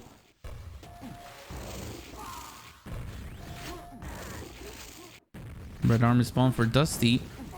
Oh, is this gonna be his first frag? No, not just yet. He's trying his best to come at Lord Lane, but still, of course, this game is over. Now it's all about Dusty just finding a frag. Lord Lane is down to 10 HP, and I'm sure that he's playing for that 100% efficiency right now. That's what I would do. I'm needing on another ruling. Cybot doing Cybot things.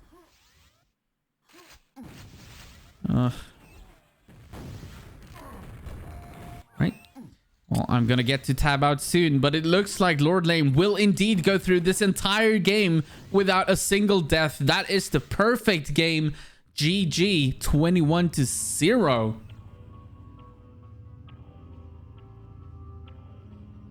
Now, let me see. Just gonna tab out quickly to see what is going on.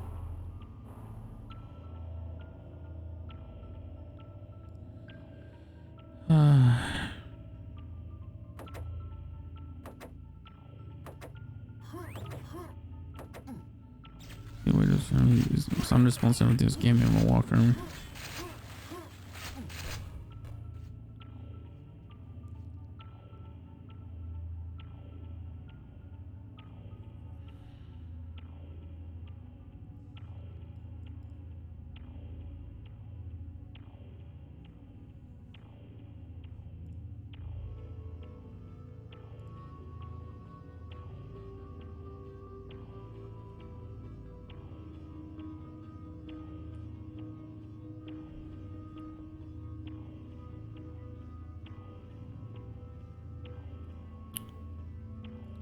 Man.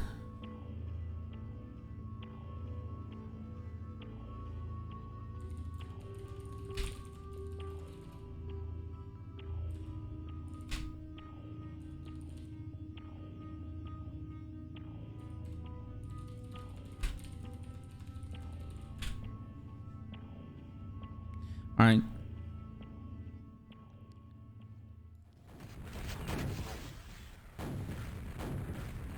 We're back into the game where we can see Lord Lane with an early lead, and indeed it is DM4. Actually, let me quickly tab out and fix the scores as well. This is a little bit annoying because I'm also trying to admin the tournament because I need to make rulings every now and then when players are being stupid. Oh, nice fight actually from Dusty. It's not quite enough to get the frag, but it is a pretty good exchange. And oh, Dusty opting to use the rocket launcher, not quite enough to kill Lord Lane just then, and Lord Lane takes the lead 5-1, -1.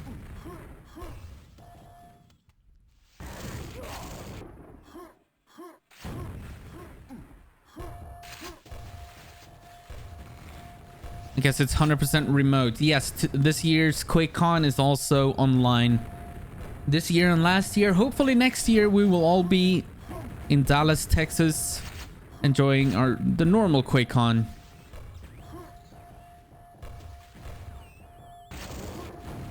For now, we do what we can to still provide entertainment and a great show. The real QuakeCon, of course, will start. I believe it is the 18th or 19th and goes on until the 22nd.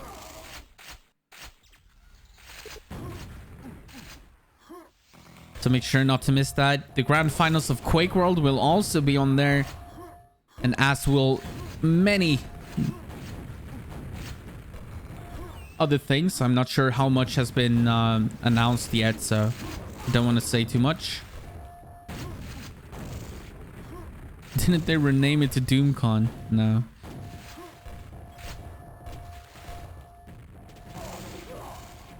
Dusty now gets a kill, actually. I believe that's the first one of the entire series. And Lord Lame actually says Zzz.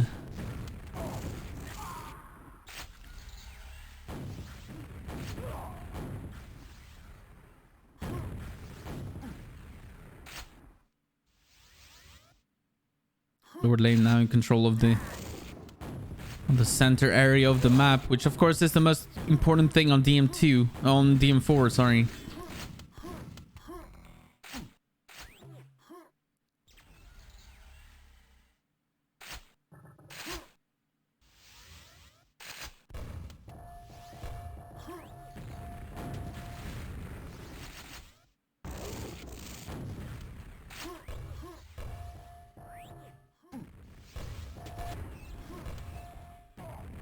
Oh, nice attack from Lord Lame. I love that play.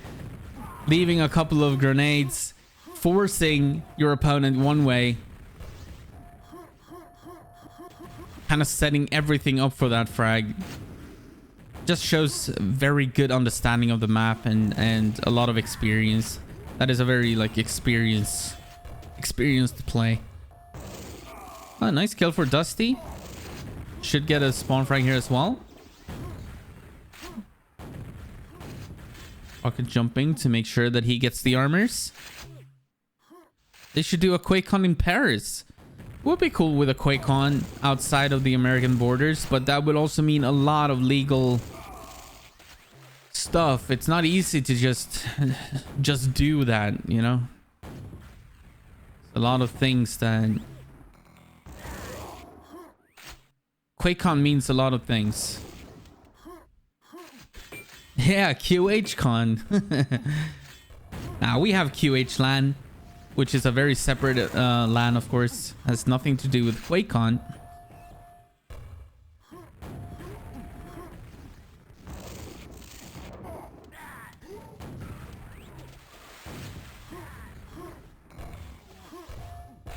But I do hope that the world returns to being able to have all the LAN events and so on again, so that we can get back to having LANs, because I'm sure I'm not the only one who misses that. QuakeCon 22 in Dallas, when?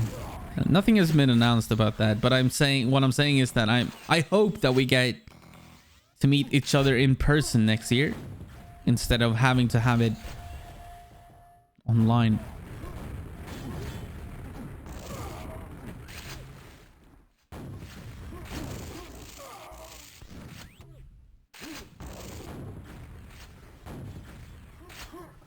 Yeah, I mean, events in some countries are offline now. Like a lot of organizations are going back to live events instead of online events. So I would expect QuakeCon next year to be in person, but I can't make any promises about that. Are we stopping at round 4? Make the math. I want 16 players to remain. 16 players to remain. So if you, and that's including the losers bracket, whatever that means. I don't actually yeah, I guess that means 16 players, around 4. So that would be the winner bracket quarterfinals, right? Winner bracket quarterfinals. And then we'll do the losers bracket. Catch that up until then. Yeah, round 4 is that. Okay. It's 8 in upper bracket left, yeah. Which means 8 will be coming from the lower bracket, and that's That's when we stop, and then we just need to catch up on the lower bracket, and we're done for the day.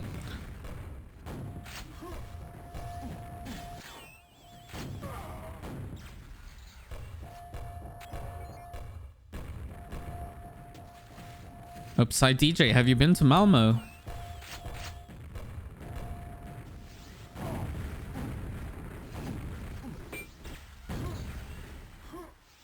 Lord Lame in full control. He did the patented Lord Lame thing, by the way, to get the Mega.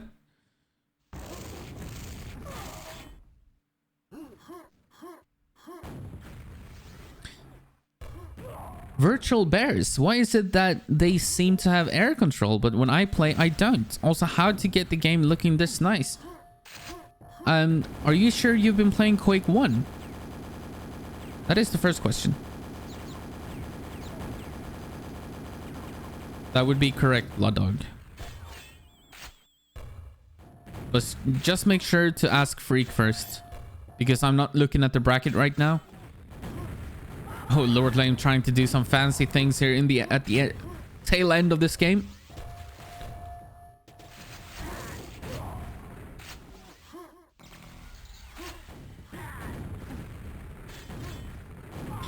I think Quake World, that's not the same. This is Quake World. This is Quake 1. Quake World is also Quake 1.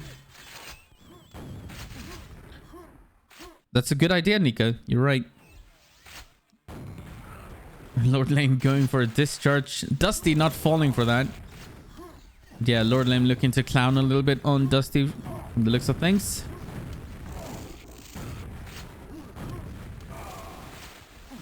With 42 seconds remaining of the game, Lord Lame will advance from this, but Dusty is not knocked out of the tournament. There is still a losers bracket, of course.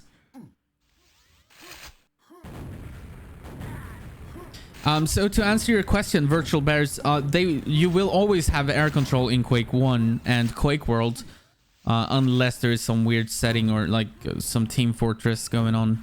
But I think they have that on every character in Team Fortress as well. So just make sure that you're playing Quake 1. You can play the game for free. Just go to nquake.com and you can download it from there. Just download a client and start playing. It's super easy. All right, GG. 31-11. Lord Lame wins. Knight versus Reload. DM6 starting now. That's something that we do want to catch.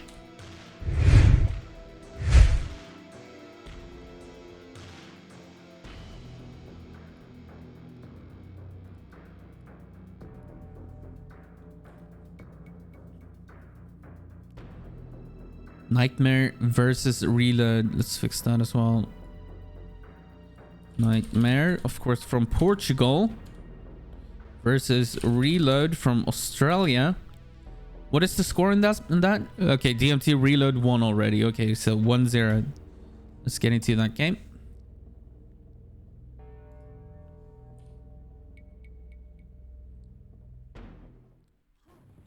As we've just begun second map on DM6.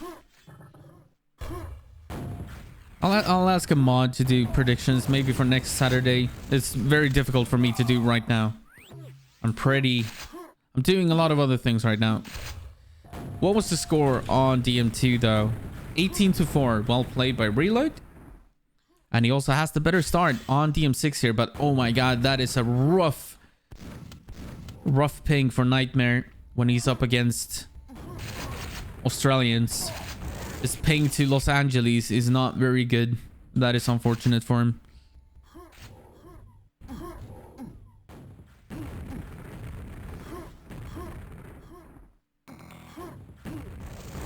Oh, nice play from Nightmare. He's gonna secure himself that red armor. DM6 is, of course, Nightmare's best map, so no matter the pings, he will be a difficult opponent on this one.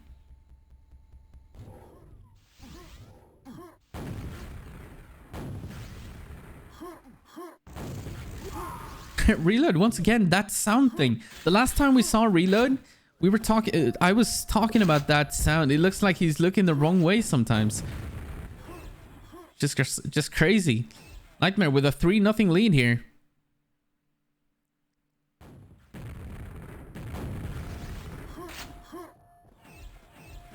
First DM6 of the day. No, we've already seen at least one DM6. Please restart LA3. All right. Will do.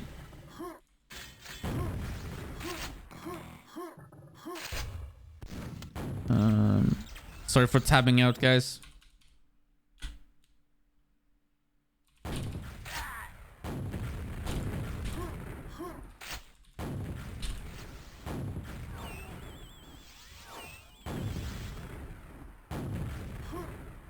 Okay, back in the game. Apologies, nothing serious happened. Reload is gonna pick up the Mega and try to get this lightning gun.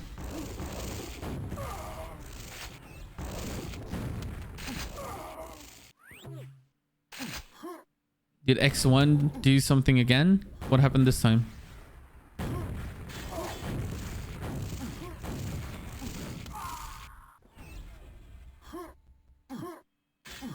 Six 0 for Nightmare. He is a beast on DM6. He's one of those guys that are just so good on this map.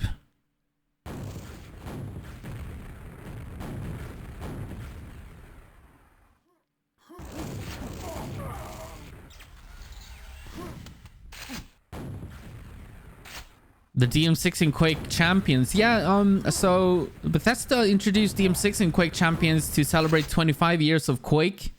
In Quake 1, of course. DM6, a map of Tim Willits, and it's one of the iconic maps for Quake 1, so it makes sense that they picked that one and chose that one to make a port of.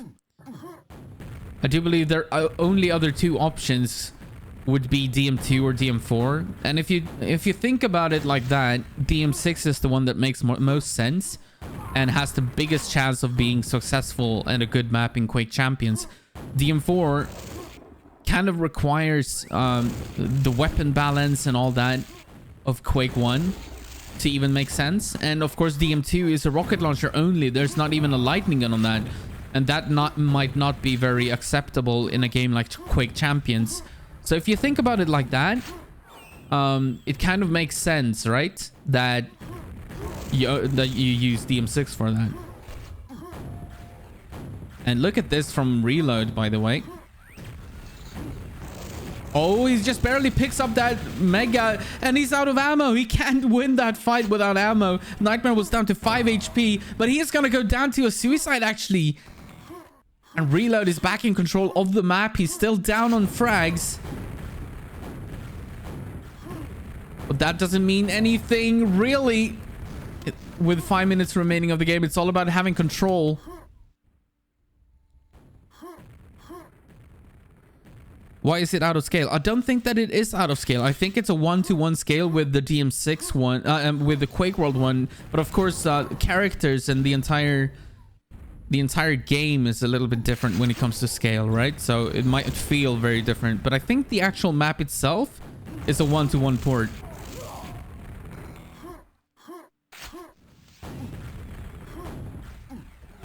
Wow, look at Reload. He's gonna tie up the game with his, you know, patented almost playstyle. Like, it's so symbolic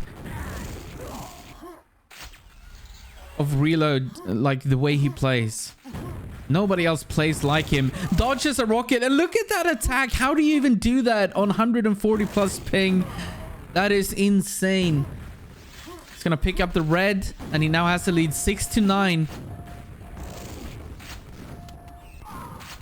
Oh my god, gets the kill with a boomstick. That is so confident.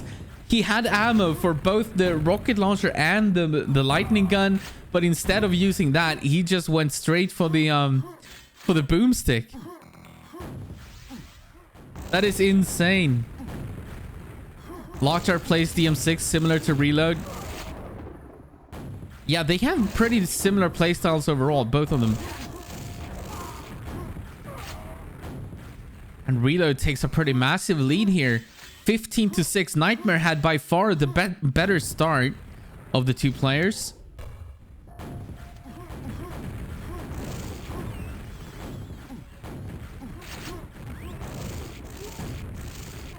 Oh, Nightmare falls to his death, and you gotta, I don't know. Reload is just so good.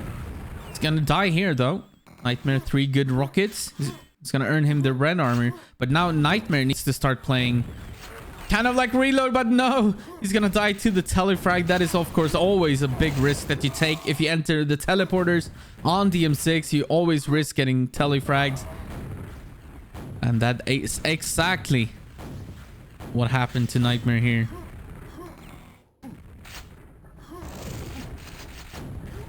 And Link, of course, says that these playstyles are risky, and they are indeed, but they're also very entertaining to watch.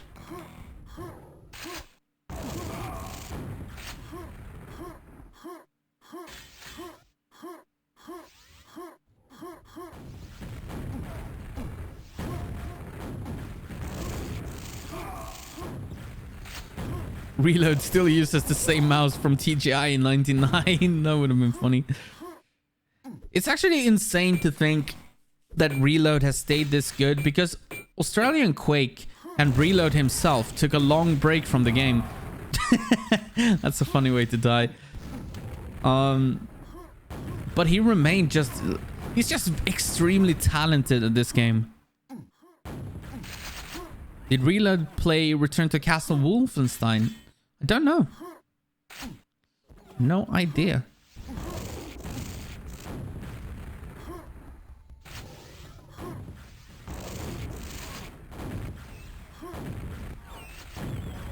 Reload was a very famous player early on in the late 90s. He actually got sponsored, so they flew him out to Sweden all the way from Australia to play at the TGI tournament in 1999. There's plenty of coverage to find online about that tournament. Reload did not win that, but he was very famous back then. And then he was always this enigma.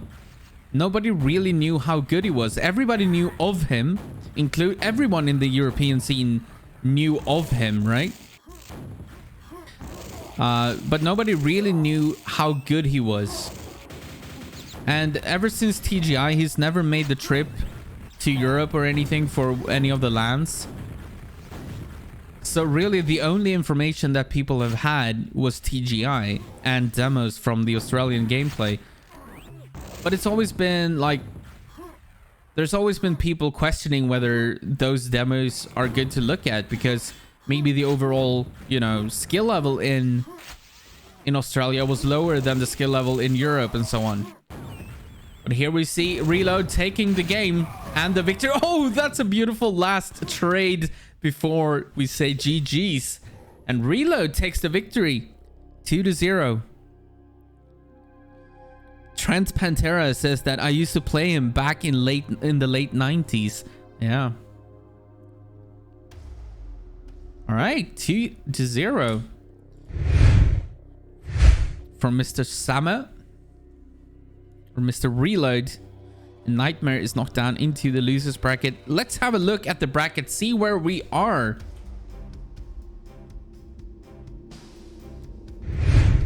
Okay, so we have a couple of games already left that will be saved for next Saturday.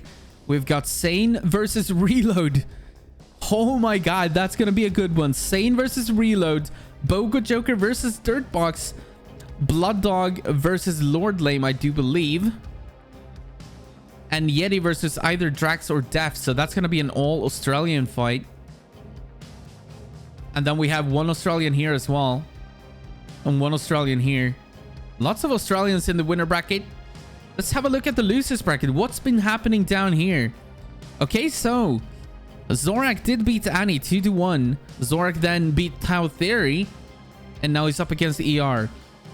Nightmare knocked down now to face off against Hammer, who beat Koger. Billy the Kid beat Omicron. He's waiting for an opponent there. Vaughn versus Eggy. Valde is already waiting for an opponent there. Serp did beat Namtsui. We got Easy Mom and Blaze. Moksha versus I Am Someone. NCR versus Jinoru. Unless they're playing this NCR Cybot game, of course. I don't know what happened there. That's where we stand right now. And I do think I want to catch... I want to catch this game, ER versus Zorak, as this could be the last game for Zorak, because ER is a very strong player. We'll have to see. They are currently playing. I'm going to jump straight into that.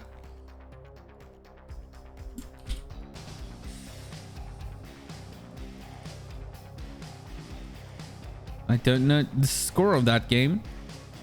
Let's see.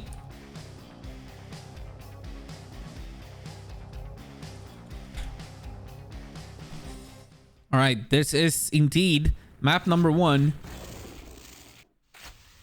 And ER has the upper hand. 20-4, halfway through this game. We're gonna trade frags. 21-5. I do believe this is one of the maps that Zorak will struggle on. So this is a good pick from ER. Now, the question is whether Zorak goes for Ct and Dm3 or if he goes for Arrow Walk. That's kind of the big question when it comes to the maps.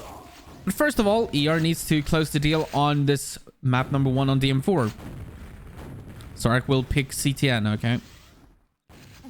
Zorak LG is just nuts. Yeah. He is one of those very talented players. Good in every FPS game that he plays. But of course, he is lacking in the experience department when it comes to Quake World. One way to beat him is to beat him with experience.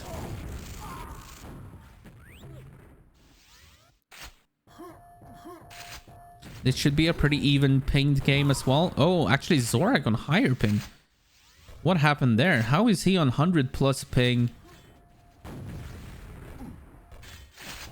On the East Coast, that is interesting. He's gonna get knocked down into the lava. Didn't even try to get out of there. Swap over to ER and look at his point of view.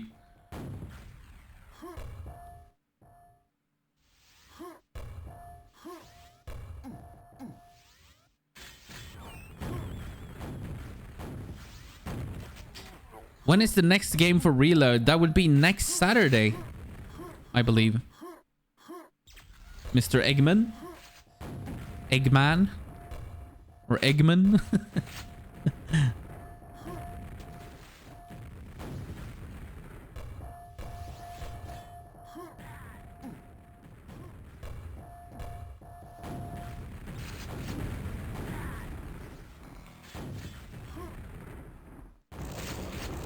Yeah, Zorak is struggling on DM4. 2 minutes and 30 seconds remaining. For those of you who are not regular Quake World watchers, you might remember Zorak or recognize him from games like Doombringer or maybe Quake Live, maybe Quake Champions. As he gets a nice kill actually off on ER. It almost looked like an accidental kill, but you know, you'll take it. I am curious why Zorak is getting such high ping to New York though. Usually it should be around 70.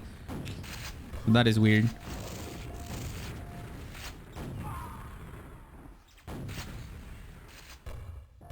Did he play Diabolical? I don't know if he played Diabolical. It is very possible that he did not. Wait, this is Zorak War? Yes, this is Zorak War.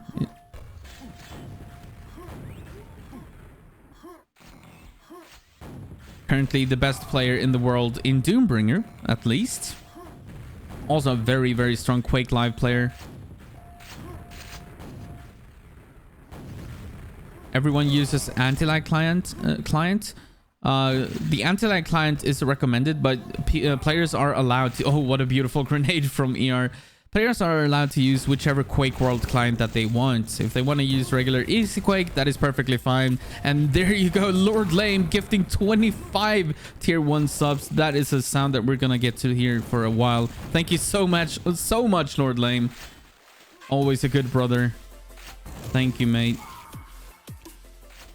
41-5 in this map number 1.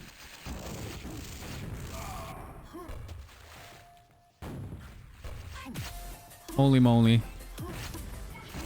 Lord Lame is the man We've caught 2 of your series today, Lord Lane. It's been a joy watching. You had a full efficiency game on Airwalk against Dusty. That is pretty crazy.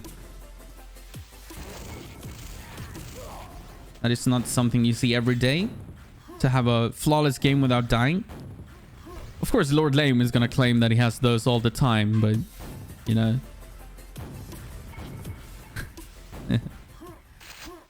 But this map, number 1 is in the books, 44-5. GG. Let me quickly... All right. ER up 1-0.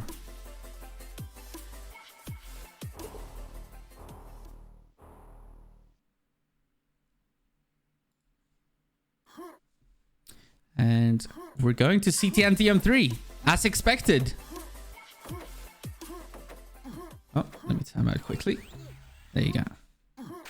Ct and Dm3. Of course, Zorak will be more familiar with this map.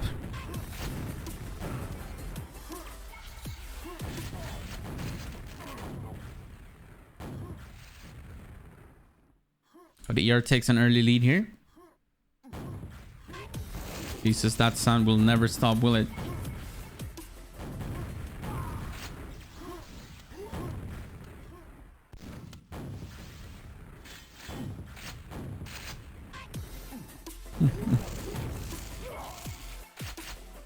Five to 0.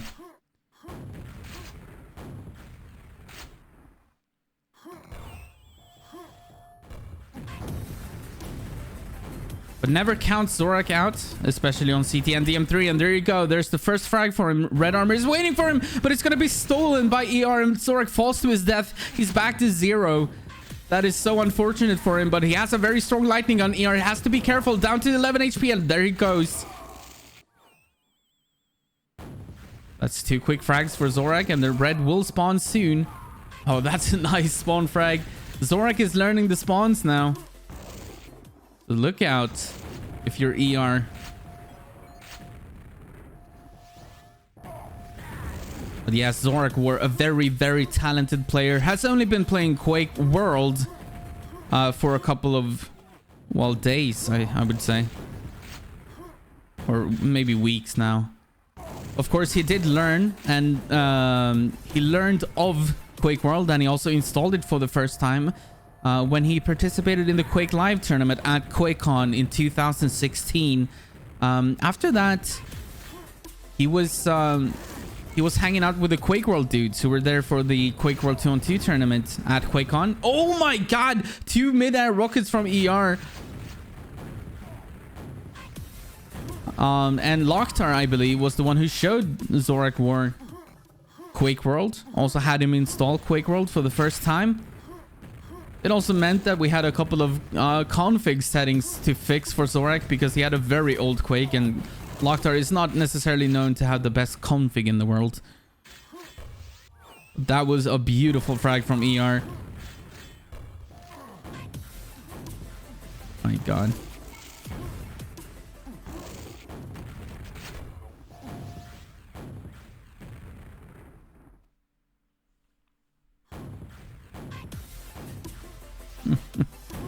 Just ignore this random music for now. I'm gonna turn off all the widgets.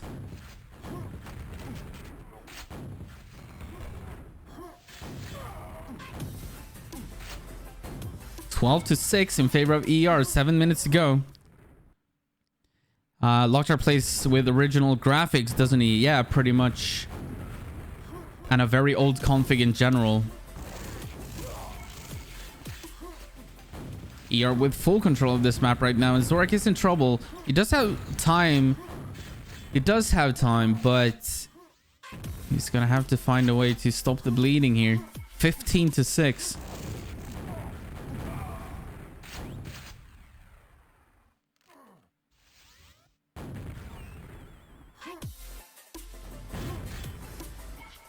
Yeah, I might have to do this. Oh, Zorak finds a frag. 16-7.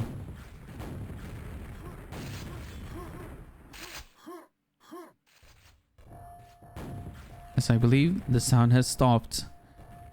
Thank you so much, Lord Lame. I appreciate you. 16-7. Zorak in control of the map now, though, but... let's see if he realizes that he doesn't have to stress it, especially on... oh my god, he ran out of cells, but he managed to find the frag with the buckshot, with a super shotgun. That is crazy. And then he picks up a pack with 100 cells, by the way, so now he has cells for days. And as Annie did warn us, he has a very strong lightning gun, but ER finds the drop on him. And he was low on HP. And just like that, ER is back in control of the map. Will this be the tournament exit for Mr. Zorak War, one of the best arena FPS players around? Certainly one of those phenomenal players who just seemingly can go into any game and be very good at it. There's a couple of those. I'm of course looking at Shane, aka Rafa, also one of those players who can be good at any game basically. Also Milton, who I believe is pretty good at every FPS that he touches. And Zorak, don't count him out just yet. ER is gonna steal the red, and Zorak didn't pick up his pack, so he's forced to go for the cells here. He's gonna waste a little bit of valuable time, but he's only 6 frags behind. Oh my god, I thought he might get caught by ER there. Red is about to spawn. He's gonna drop off it, and no, he goes down, and that's a spawn frag for ER as well. Zorak is now in trouble. 4 minutes remaining, and ER back in control. He's gonna find another spawn frag, maybe another one. Not just yet though. We're controlling the yellow as well. Red is about to spawn, and he's already in position for that. This is looking grim for Zorak. Oh my god, but the perfect lightning gun coming out of Zorak. ER goes down. Let's see if Zorak realizes that he needs HP. He's down to 24. 21-14. 3 minutes remaining. There's plenty of time, especially on a map like Ct and Dm3. Gonna rocket jump for the red. Picks that up. Now he's gonna have to find the frags. He's only got 14 cells. And that is pretty little for being his, you know, go-to weapon.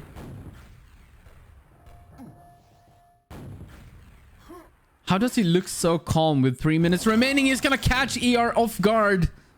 ER goes down. Only 6 frags behind now. This will be a nail biter. Oh no, ER gets caught on the side of the teleporter. 4 frags now. Look out, ER. Here comes Zorak. Never count him out.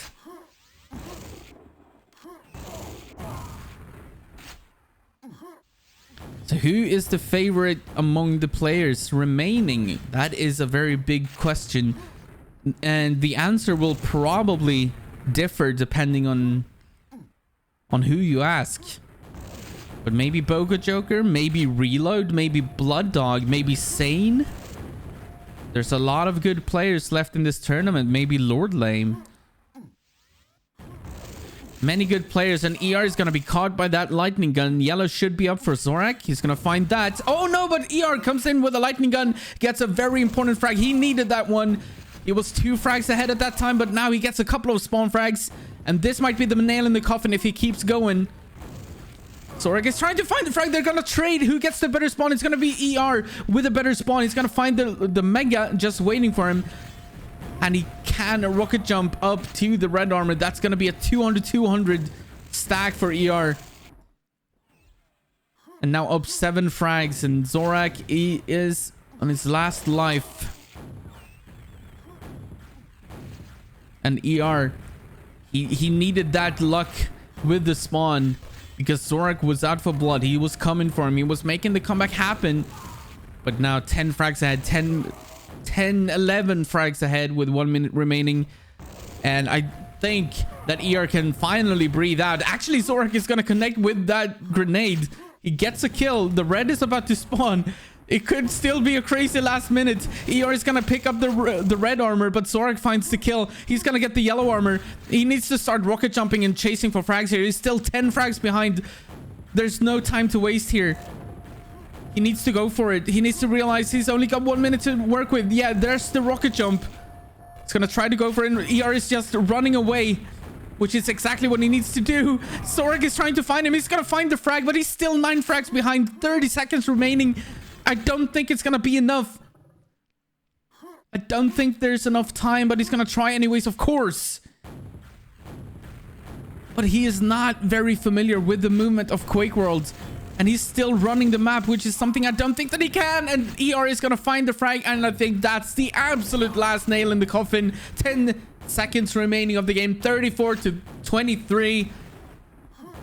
And while Zorak has an amazing lightning gun as he just displayed, it will not be enough to beat ER. 35-24. Unfortunately, we are going to have to say GG's to Zorak in this tournament. So happy to see him competing in Quake World, as he's already one of the best players in the world in other games. So I'm happy to see him here. But this time it wasn't enough. He did beat a couple of players down the road though.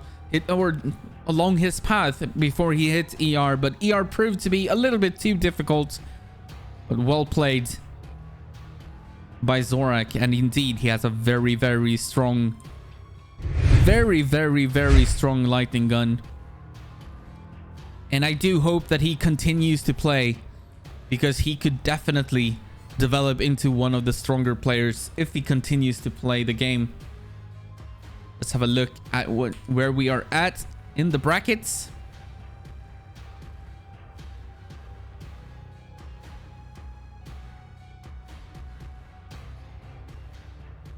And actually take a look at Discord as well. You never know how many people have messaged me.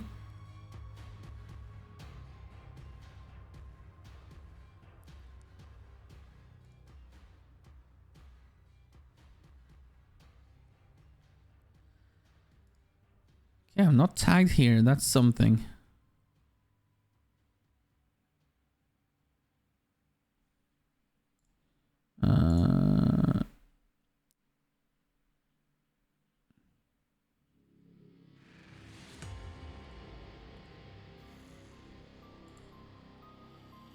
So this loses round 4.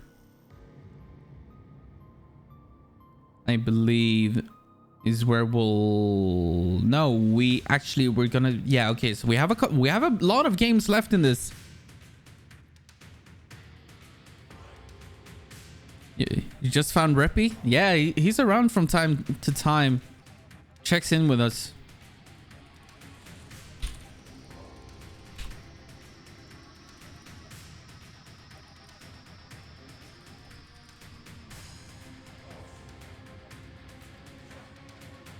Another one on the Legends, of course.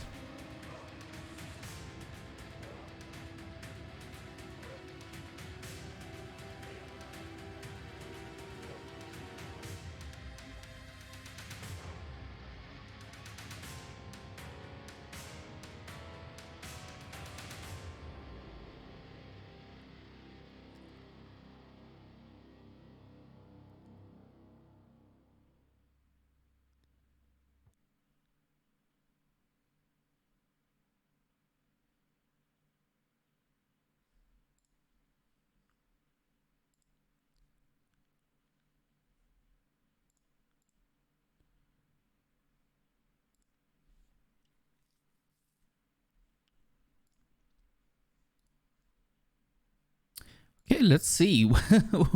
What do we have? Sorry for the silence. I'm just reading up on what I missed. Nightmare is playing on 129 MS now on the same server. Well, it's probably not the same server then, right?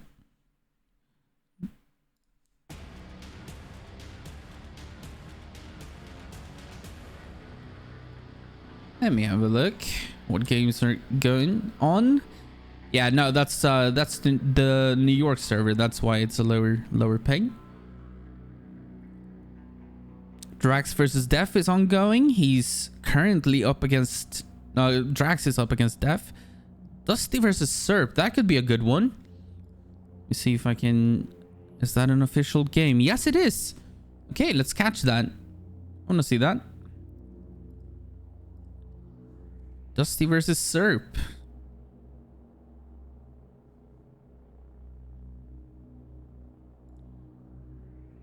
All right, let's tune into that. Actually, I need to fix the scorings, of course. Dusty US versus Serp, also US. So 2 Americans in this one, which means low ping and everything. Let's go.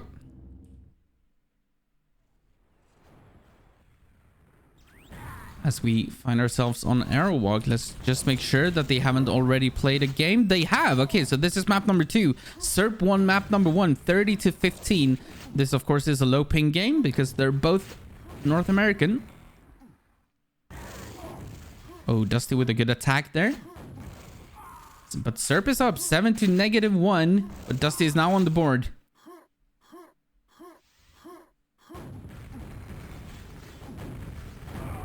And Serp is a strong player, and Dusty's gonna unfortunately go down there, but good timing on the red.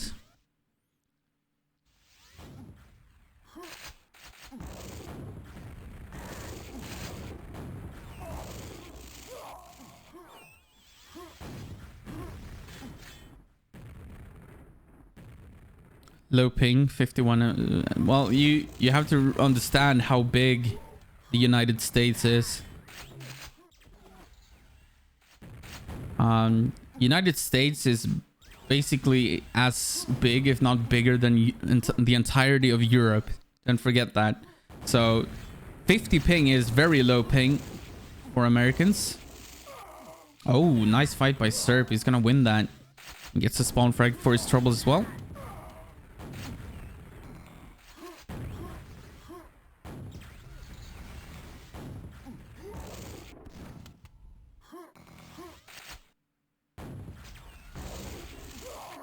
And Dusty is struggling here. But Serp is one of the better duelers in the United States, I do believe.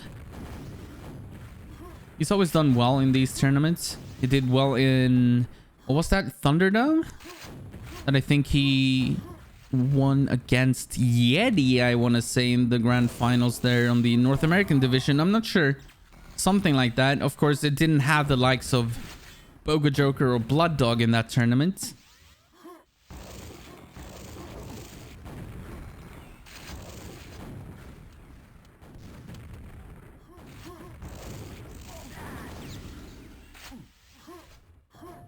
All right, Dusty with a mega pickup.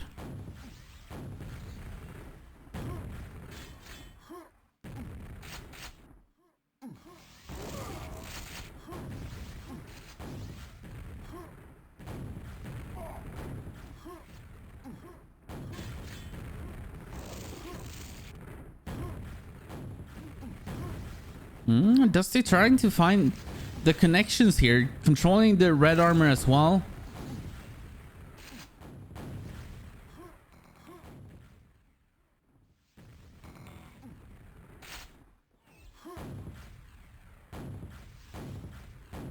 He's only down 8 frags as well, which is nothing, of course, on Arrowwalk. Mega is available. He needs to be careful not to go down here, though. But that's a perfect spawn for Dusty. Spawning on the red, also picking up the Mega. That's exactly what he needed in that situation.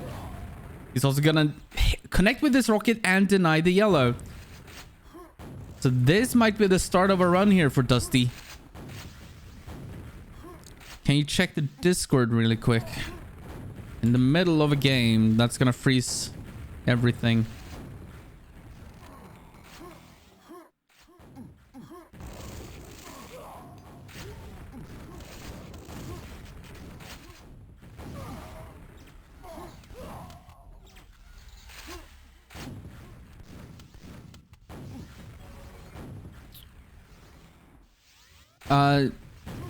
To answer your question, Blaze, no, you cannot replay a match because of that.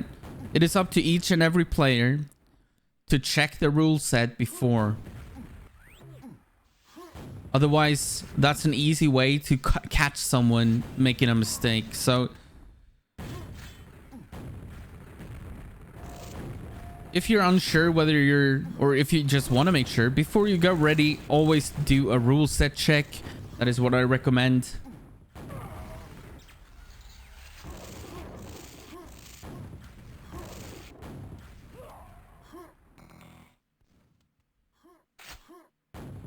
Because otherwise you find yourself in a landscape where after every single loss, every player will just do a rule set check.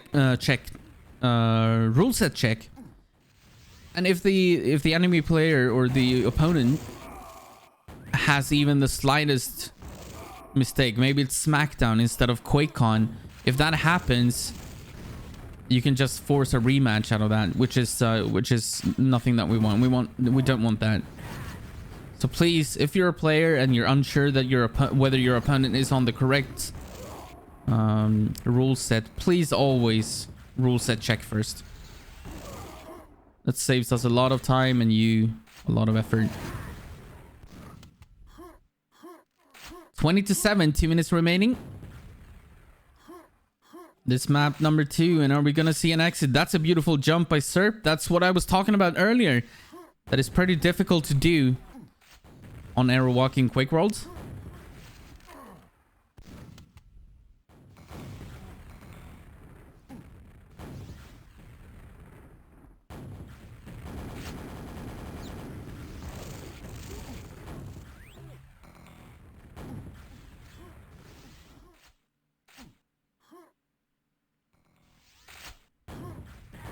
And Serp still in control of this map, 20-7, and it's gonna be difficult for Dusty to do anything about this. In 1 minute and 30 seconds. Yeah, and you can kind of tell in the way... Oh, that's a beautiful rocket. You can kind of tell in the way that he's moving around that he's realizing himself that this might be his last leg in this tournament.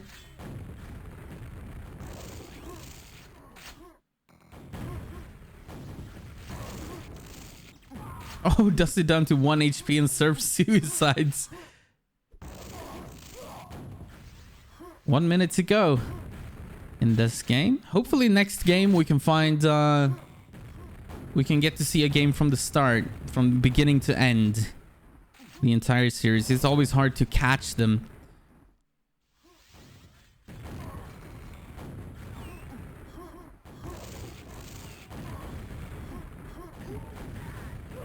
Oh my god! That's a beautiful mid-air rocket from Serp. And I just barely caught it with my eyes. I looked away for 1 second. You don't want to do that. Quake World is way too fast of a game to ever look away. Last 19 seconds of Dusty's tournament life.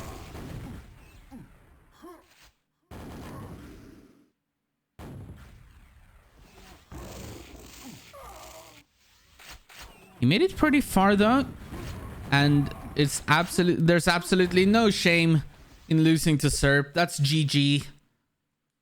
Serp is a strong player, and that is, yeah, well played. GG's well played. Let's see if we can find a series that is about to start so we can catch all of it. It would be cool.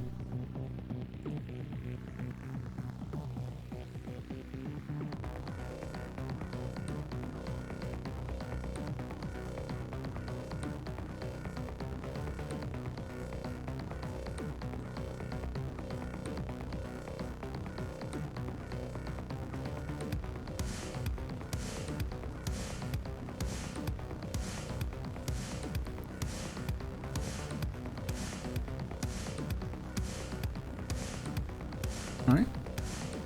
That means Serp is through till the next weekend as well. What else is going on? Nightmare versus Hammer. Oh my god. That is something we want to catch. Holy moly. Hopping straight into that one.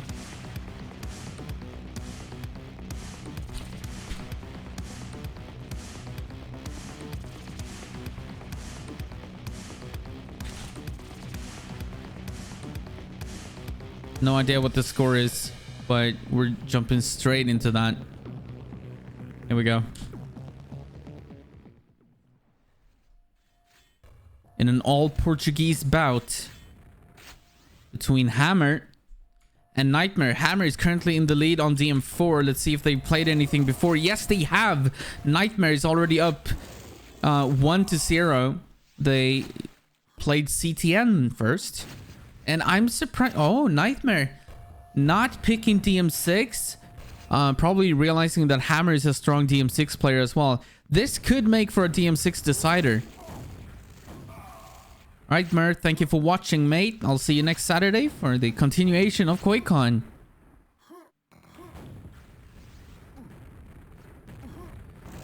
I don't need a lunch break for work today. Been eating frags all shift. Yeah. CTN was Hammer's pick. Okay, thank you very much.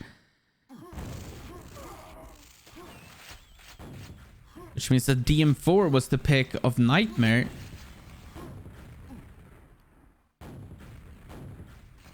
So they seem to be losing the map that they picked.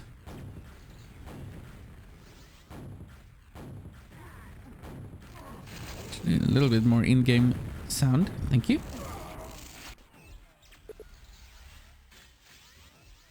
All right, 38-16. We're gonna see a deciding map on this. Let me update the scores. We are actually at 1-1. This one just now. All right. Reaching there, just now reaching the deciding map, the tiebreaker. Of course, both players Portuguese, so I'm not gonna understand everything that they say. But I do think that Nightmare just tossed DM2. So it's gonna be up to Hammer whether he wants to play Arrowwalk or DM6 as a decider. Arrowwalk or DM6.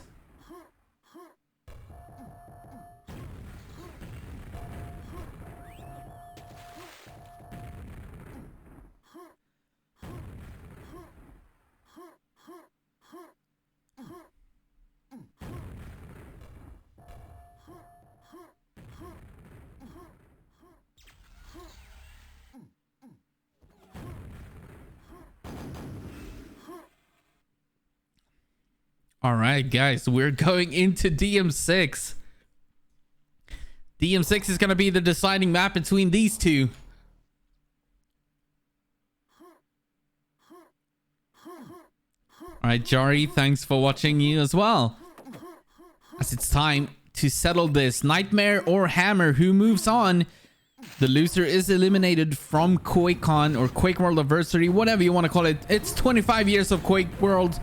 And that's what we're celebrating. Nightmare is gonna draw first blood with a grenade launcher.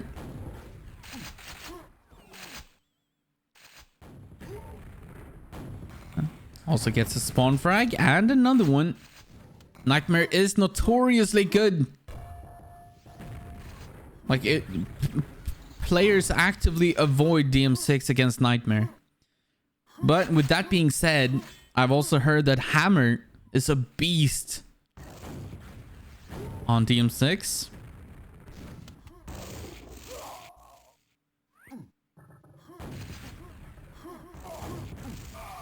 Quakeworldaversary, yeah. Quakeworldaversary. That was a beautiful name that that Uplink came up with early on in the planning for this tournament. And trust me, we've been working on this tournament for a long time, and that's a telefrag from Nightmare and 2 quick spawn frags. That's like highlight material. Like, I know they're not super difficult to do, you know, but they look so cool. They make great material for videos. And that's another one. That's 2 in a row for Nightmare. And he's just controlling this map, and Hammer needs to stop the bleeding. He's losing too many frags here, and that could be detrimental on a map like DM6. DM6 is not a very fast-paced map. You can play it fast, but it's hard to get a lot of frags in a quick succession. And Hammer is doing exactly that. He is trying to slow down the pace, which is what he needs to do. Nightmare is gonna try to sneak up on him, and he does. Oh, not sure what he was trying to go for there. He wasn't even looking the right way for that rocket jump necessarily, but still. Made it work.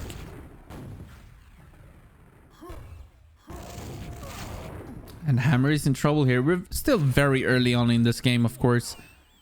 Any frags that happen within 2.5 minutes can happen the same way the other way around. And Hammer did get a red armor. He doesn't have a lightning gun though, which is a big disadvantage on this map. Nightmare having difficulties with that LG jump.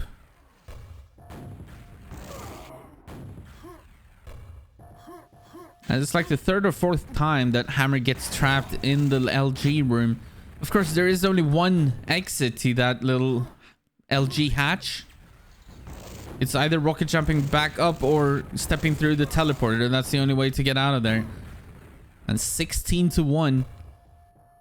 I feel like Nightmare may be on its way to make it to next week.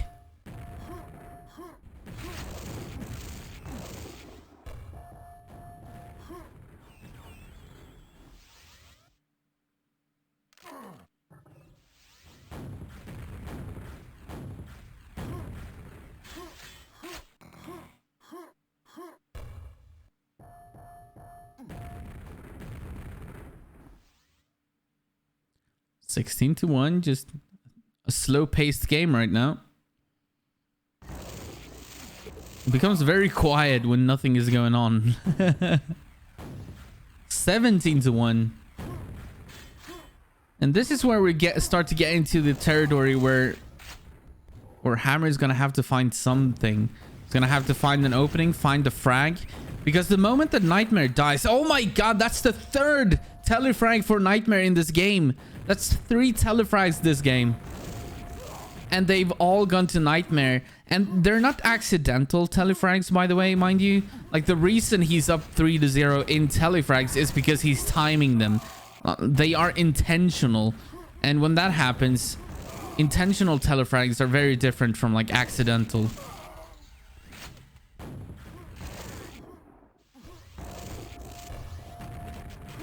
Nice. Nice grenade from Nightmare. 24-1.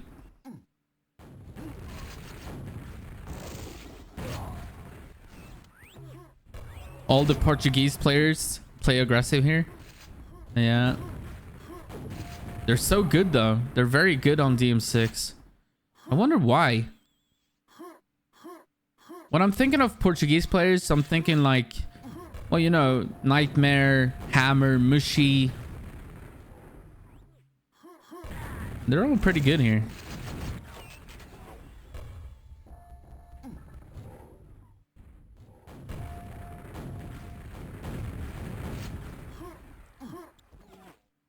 DM4 is Irish? Yeah, you wish, mate.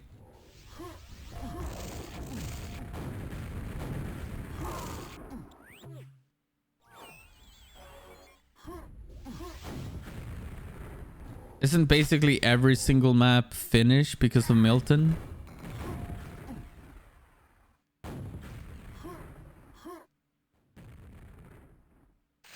Norway won the DM6 tournament. That was Makism indeed. Nightmare for the first time under some pressure here. Or was it Nigve? Maybe. Yeah, Nigve, yeah. You're right.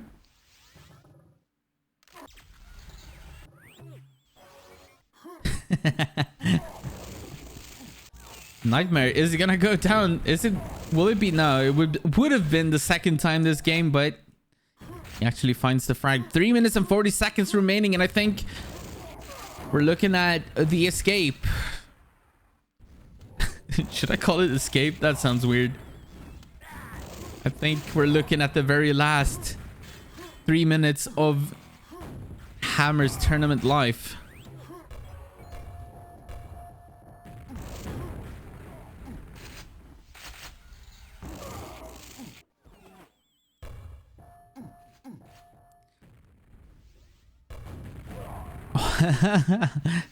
His grenades are on point, at least. You gotta give him that.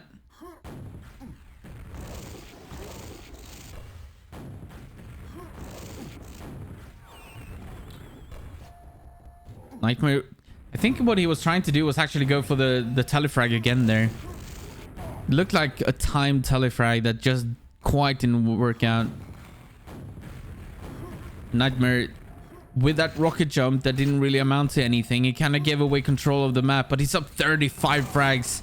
And here we go. Let's see what Hammer can do the last 2.5 minutes. I don't think that he'll be able to make up for 34 frags on DM6, but he's gonna do his best, and he's a good player, so we might get some nice looking frags.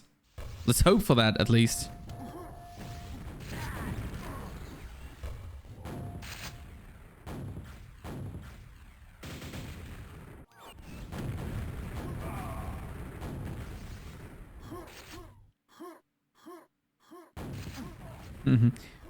Well-timed rocket.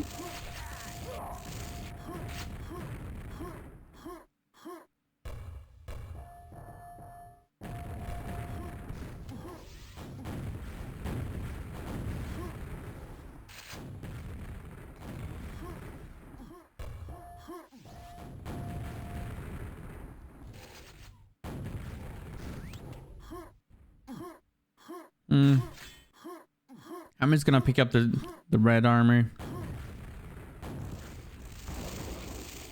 Oh no. Perfect lightning gun from Nightmare, and making that drop from the high ground there when your enemy has a lightning gun is opportunistic indeed.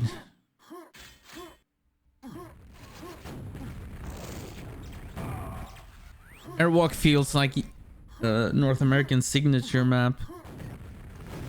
Yeah, they play a lot of Airwalk in North America, but who knows? I mean, can you really call it a North American map though, considering there's also people like Locust and BPS who, if they had the time, they would be playing Airwalk all day long. Hammer gets on the board when it comes to the telefrag game, to make that 3-1 telefrag wise. Yeah, I think Skull might qualify as one of the North American maps, or US maps, I guess. But there's also people in Europe who enjoys Skull as well. Milton is a big fan of it, I do believe. And I'm sure there are others. I don't think you can really give maps like a country. Maybe CTN in Russia though, maybe like that's an age so many years old, like we calling it that. But this is gonna be GG. Hammer is eliminated from the tournament. Nightmare moves on. He will continue fighting next week. I don't think that he has any more games today, but next week he will.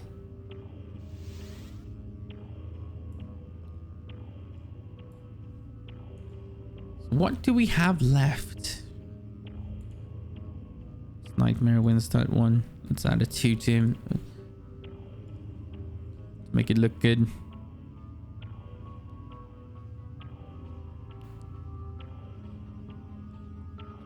What do we have left? ER is ready. Serp is ready. Vaughn is ready. Def versus Billy the Kid. Lugia versus Blaze.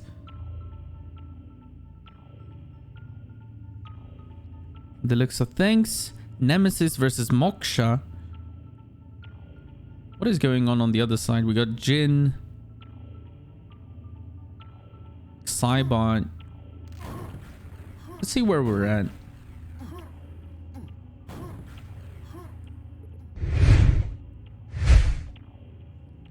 Nightmare Hammer just happened. Nemesis seems to be beating Moksha. Rasta is playing versus Reppy. Sending some love Reppy's way, of course.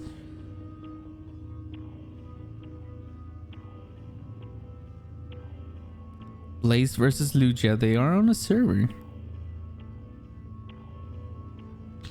Let me check Discord.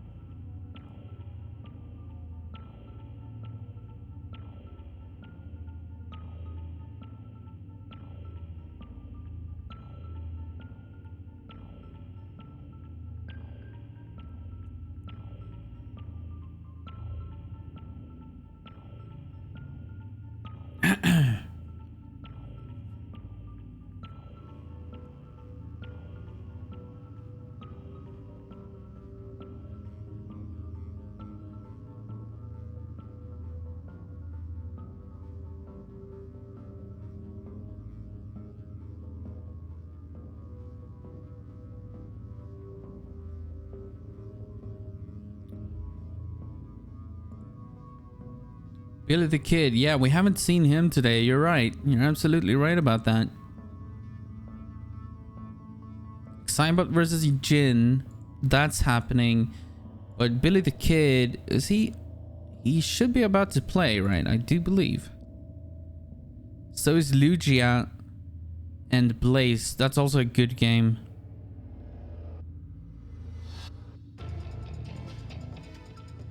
Billy the Kid versus Def. Okay, let's go to that one.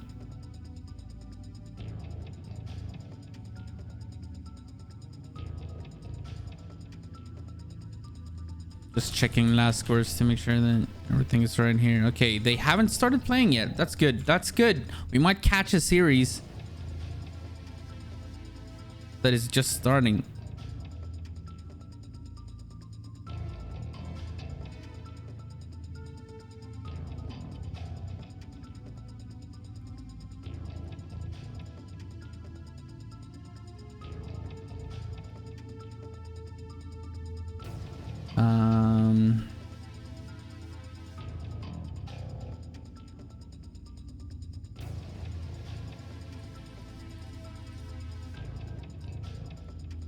Billy the Kid from Russia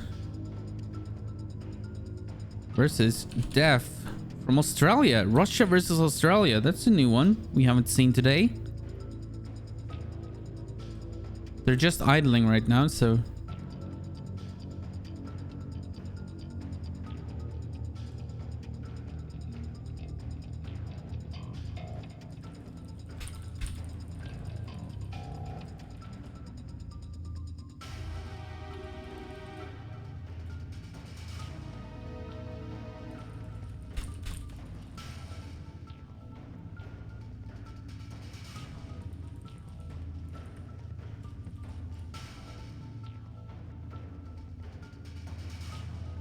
All right, let's step right into it.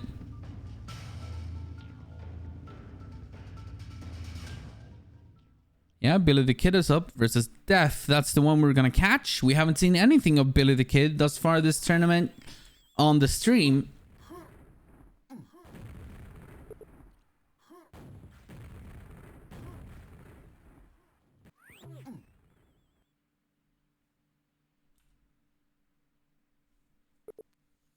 All right, good luck, have fun. And we also see Don spectating. Kind of wish he was playing. Maybe he wasn't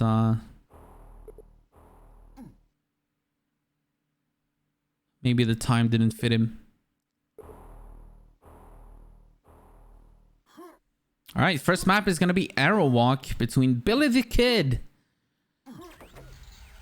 and Blaze.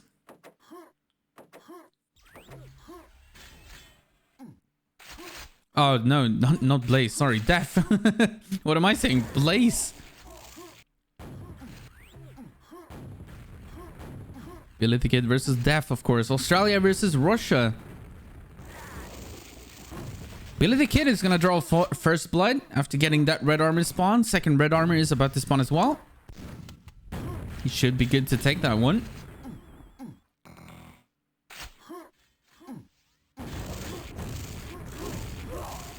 And follow up with another one.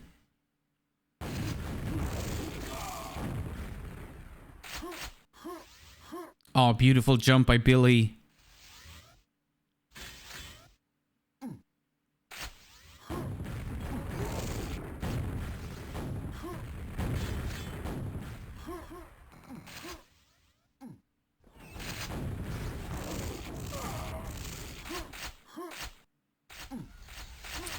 Big 4-0 lead here.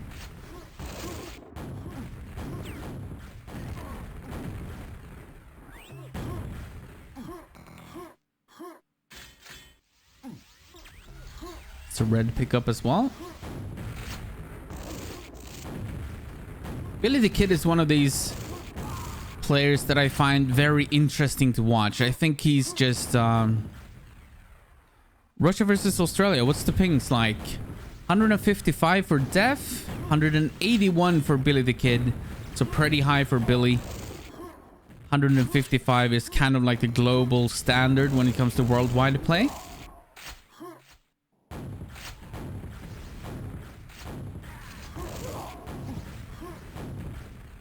UK versus Australia was 170. What server was that on? That should be 155 versus 143 in LA.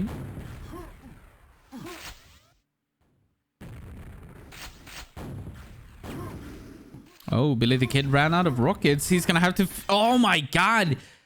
2 out of 2. Beautiful movement from Billy the Kid.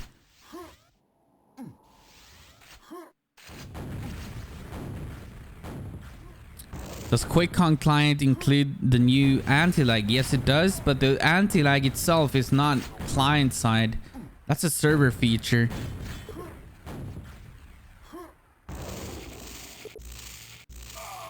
I tried playing Quake 3 via satellite. Damn.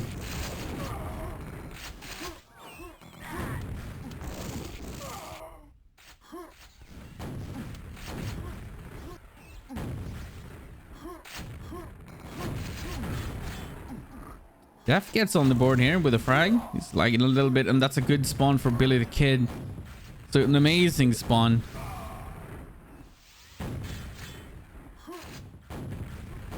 Turbo had 175. That is very high.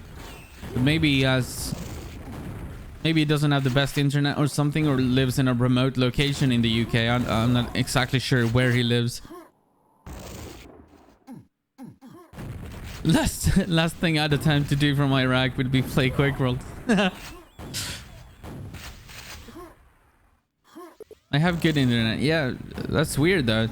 I mean, I get 160-ish to LA. And you're closer than I am. There's something going on with the routing there. For sure. That is just bad routing.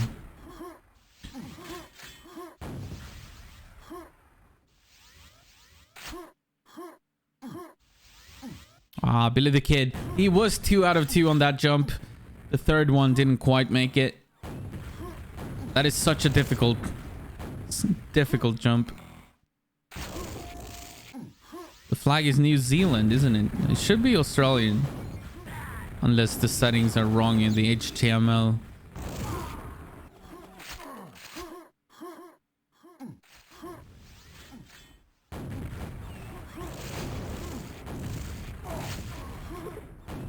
$180 to $190 to West Coast USA from Ireland? No, there's no way. Well, it could be a way if it's bad routing. But if you try to go through... Try to go through the a proxy in New York, and you should be hitting like 140. Something like that. Maybe 135. If you proxy it yourself, go through New York, and then from New York directly to LA, you should be good. There's about 70-ish milliseconds from New York to Los Angeles. 77 to be exact in Quake terms. So 77 ping. So whatever you get in New York plus 77 should be your ping. And your ping to New York should never be like 100 plus, because mine is 90, and I've seen people play, like, I think Lord Lane was playing from Ireland at like 65. We should get to replay our games. I'm sorry. I can't account for the players' routing. Andy, can I paste an URL in here? Will I get banned? No, you can do it. Just don't post anything crazy. It depends entirely on what you want, what you're about to paste, right? Billy the Kid up 17 to 3. Oh, you want to advertise about the tournament? Yeah, that's fine. Right, freak.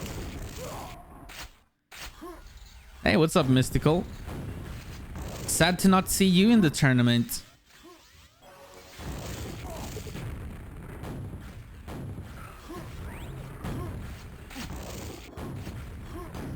Yeah, it's a league. Yeah, I know. Terminology. I also accidentally called Organ Grinder a tournament once. And that's like even further away from a tournament.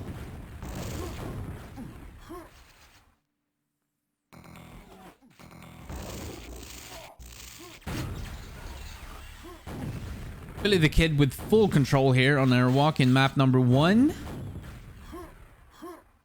Oh no!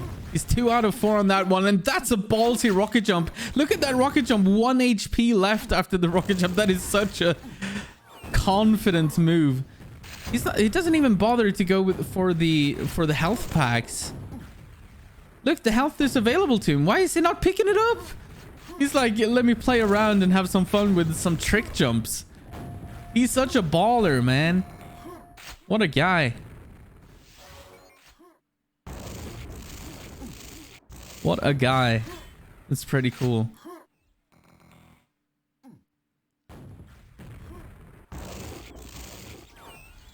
That's what I call playing Quake. When you're just having fun playing Quake, you're not like in agony, afraid of dying, or like, you know, stressed out because of the nature of the game. That's a beautiful grenade as well from Billy. But when you're just jumping around having fun while also winning games, kind of like that Locktar-esque style of really like thoroughly enjoying the game when you play. That's what Billy the Kid looks like to me.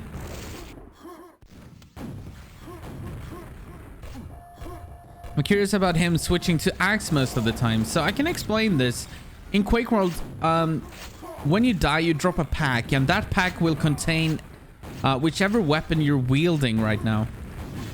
So if you're wielding a rocket launcher, for example, you will drop a rocket launcher, and this can be detrimental if you drop a pack in bad locations, or if you die to an enemy who doesn't have a weapon, so he's just killing you with a boomstick, which is the starting weapon. You don't want to give away a rocket launcher to him, for example. So some players have their settings set so that whenever they're not firing, they swap back to a boomstick. Or you can also swap back to an axe, which means that you will still drop just boomstick ammo. You're just going to drop ammo then and not the actual weapon. And that is the reason for all the switching.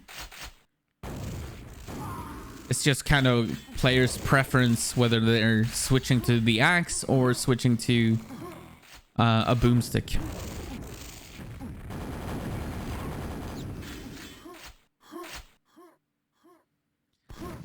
Map number 1 definitely going in favor of Billy the Kid. 26-4 though, and not a crazy score by any means, but it will be map number 1. GG.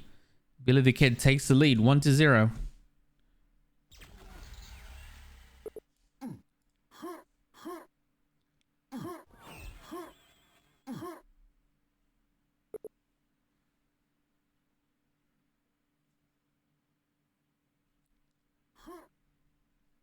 Let's see where we go next.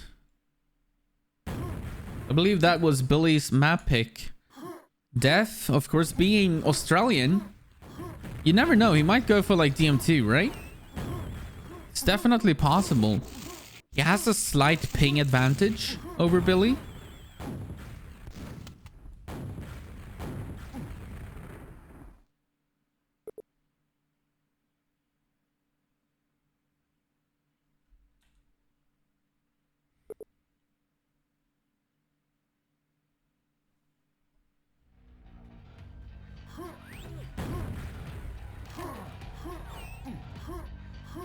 Sorry to interrupt the conversation, fellas.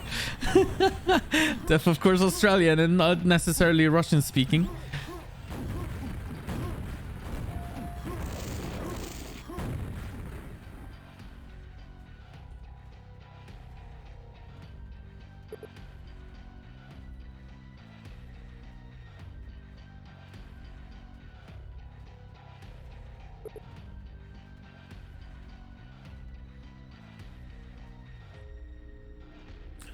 So indeed, we are going to DM2.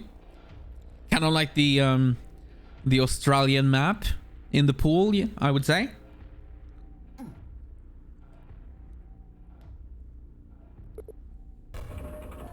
The Australians love their DM2, and I'm with them, man. DM2 is one of my favorite maps. I love the fact that you can play it so many different ways. It's not necessarily my best map when I play the game, but it is an amazing map for spectating.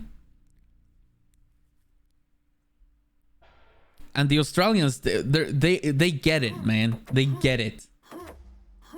All right, here we go. Map number 2. Billy the Kid is in the lead.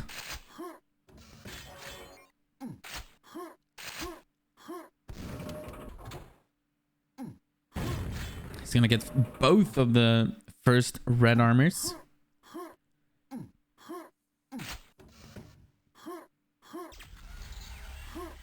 Oh my god, he's gonna get both the megas as well. Where is Def? Jesus. Every single item went to Billy the Kid in the beginning of this game. Yeah, I know. That was kind of hypocritical of me. To say that you can't really put a country flag next to a map, but the Australians, they do really like DM2, most of them. Maybe with the exception of Dirtbox. But I think he's okay with DM2 as well. He's not like opposed to it. It's just that he might prefer DM4. But Billy the Kid, all the while, is in the lead 2-0. He just barely missed the opening. Bracket update. Waiting on 3 games to close out today. This is one of them. Okay. So 3 games remaining for today, guys.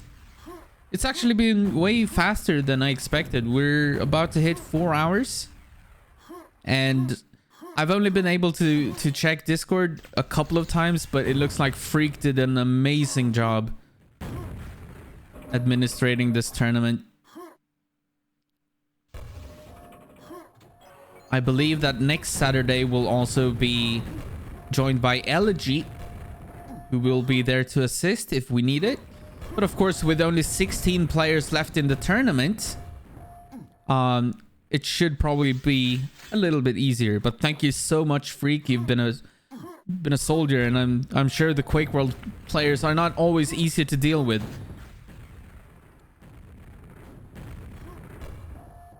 If you play a game for 25 years, and you still play it, chances are you're pretty passionate about the game and about the ways that you prefer, and you kind of have to be a certain type of person, I believe, to stick with a game for 25 years. So the fact that, and that can sometimes mirror onto other things like social capabilities. Honestly, they have been amazing. Oh, I'm so glad to hear that. I'm glad that the Quake World community have treated you well, and we appreciate the help so much. And there are some huge USA versus Australia games coming up next week. Boga versus Dirtbox, Reload versus Sane. We're trying to get a gentleman's agreement for Guam. I can't force that, Drax. I can't force that upon the Australians. Sorry, upon the Americans. But if they agree to that, I'm not opposed to it. I'm okay with it. Yeah, I'm okay with it. So that would be cool. It's all up to you guys. But if they say no, then LA it is. But that's if they say no.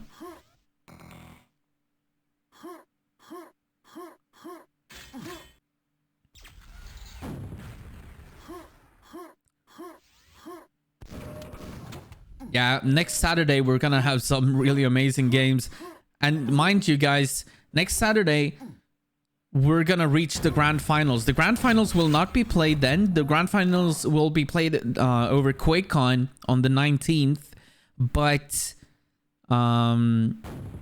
every other game will be played next Saturday. And we have some pretty damn good games coming up then. And when we get that far into the tournament, when we get into that part of the tournament, I'm also going to ask the admins to hold some games for the stream, because then we get into the territory where I want to see games from start to end. I don't want to hop into games midway. So I'm going to announce which games that I'm going to be streaming of each round, and then ask them to not play the games until then. Also, we just saw Def make sort of like a comeback. He got on the board. He's got 2 frags now. Billy the Kid got the latest frag. And he does have one of the megas, and he's playing defensively. So let's watch Def instead, because it's more fun to watch the attacking player, the player who needs to find the frag. That's always more appealing to watch. Def is trying to fake out Billy the Kid. He's gonna go for the rocket jump instead, but Billy is just running away. He's not even committing to defending, really. He's just making sure to avoid the fight altogether. Def is gonna have to find a way to trap him somehow. Where is he? Yeah, he is down here. Good guess from Def. I'm gonna swap back and forth a little bit in this one, just kind of to get an idea. We can also use the radar, I believe. Yeah, we can. Here you can see where the players are. So currently he's over at quad. So Def might run into some issues here. Now he hears him. Oh no, he's gonna fall down into the lava, but a quick rocket jump is gonna help him. But he might still lose the fight though. He's gonna survive with 4 HP. He's just barely gonna make it out of there. Let's see if he's getting hunted. No, he is not. Great escape from Def. That was so close. He made it out of there with 4 HP, which means that the mega is about to spawn. The one that he had, I believe that was... Oh, actually, he might have access to both the megas if he wants them. The top mega should be up as well. Yep, and he's going to do that beautiful rocket jump to make it up there. Now he knows where Billy the Kid is as well. Gonna shoot a couple of rockets. Still has plenty of red left, but he didn't connect with anything onto Billy the Kid, and now he's gonna have to back off. Oh, nice defensive rocket. That's gonna keep Billy the Kid at bay for now, but then he runs into 2 perfect rockets from Billy the Kid. Billy the Kid, of course, with that rocket jump to try to deny the secret red from Def, understanding the situation. So that was a pretty good play from the Russian player. Hey, Dirtbox, welcome to the stream as well, and welcome to the Australians who've been watching his stream. Dirtbox, I believe, is also through till next Saturday, and will be playing then as well. In this game, Def is down 4-2 on this DM2. He still has 2 more minutes to work with, but he will have to attack Billy, and Billy has no intentions of fighting back. But here we go. Oh no, that is going to be a good fight for Billy the Kid. Billy the Kid gets the kill as well. Billy the Kid does have the ping disadvantage in this one. Of course, playing from Russia all the way to Los Angeles is that's a pretty long distance.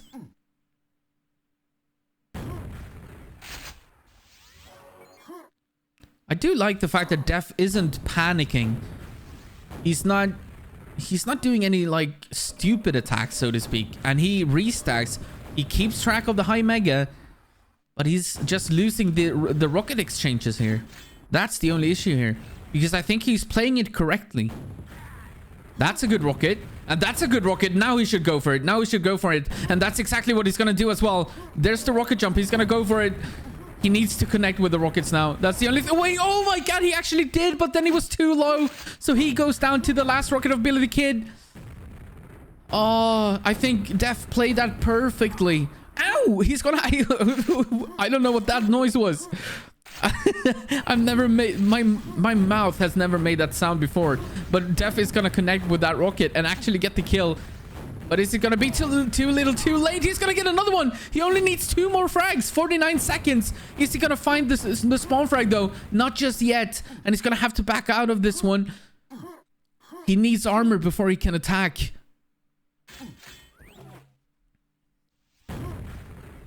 Oh no, he misses that.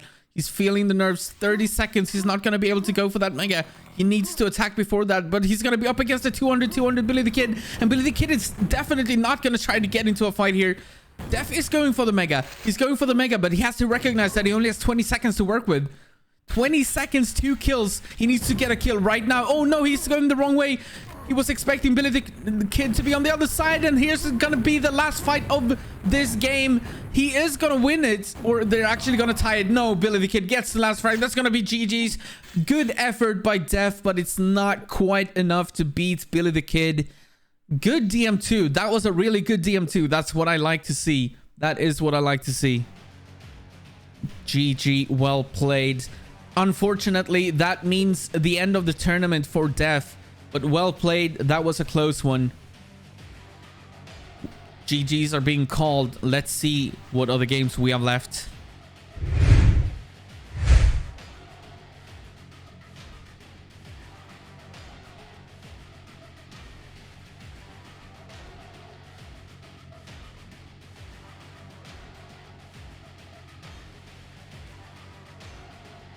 So we should have 2 more series of the day. Def versus Billy the Kid has now been decided. That means Billy the Kid will be up against Vaughn. Actually, I can show you this as well. So these are the players that have moved on to fight on Saturday. We have Yeti versus Drax. That's going to be a good Australia versus Australia game.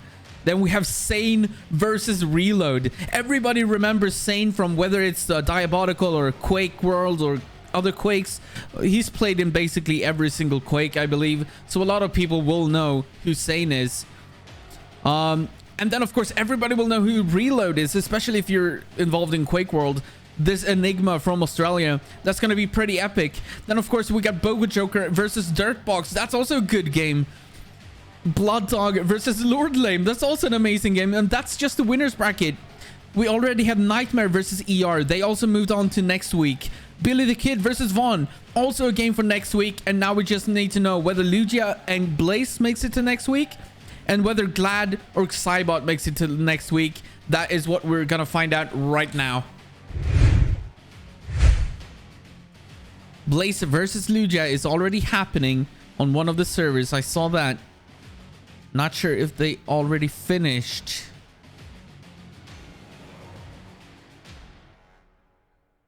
Trying to figure this out. Just watching the servers.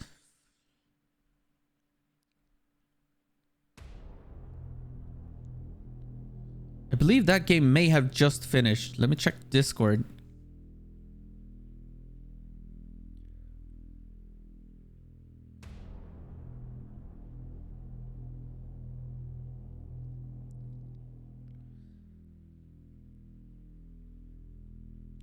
Glad is MIA. Billy the Kid, are you on the stream? Can you see if you can find Glad around anywhere?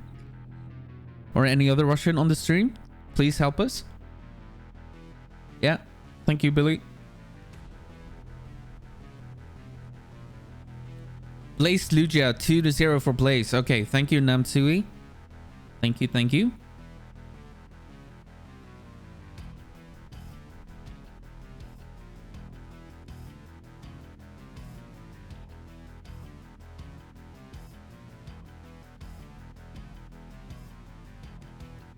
That is AFK. Do you guys like have a number to call him or something? He needs to get back. Do you know if he has said like that he's gonna be right back or something like that, Billy? Yeah, that is the last one of the day. That would be the last game of the game. Okay, thank you. Would be Glad versus Cybot.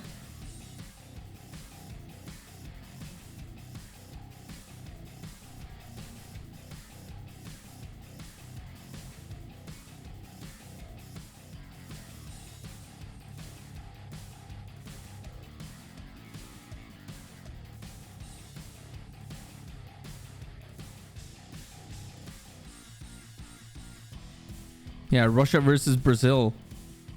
Bedtime for me. Hey, Reppy, how you doing? Great stream again, Andy. Thanks. So good to see you, Reppy. I hope you tune in next Saturday as well. we're up for some great. There's gonna be some great games next Saturday. Trust me.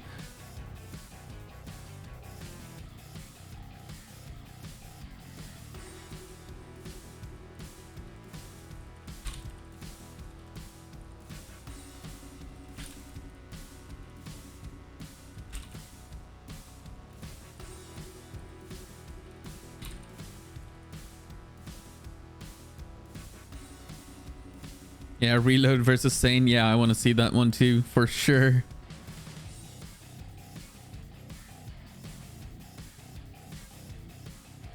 Is Milton or Recall playing? No, Milton doesn't enjoy... Milton doesn't enjoy duels, and Recall is on a break.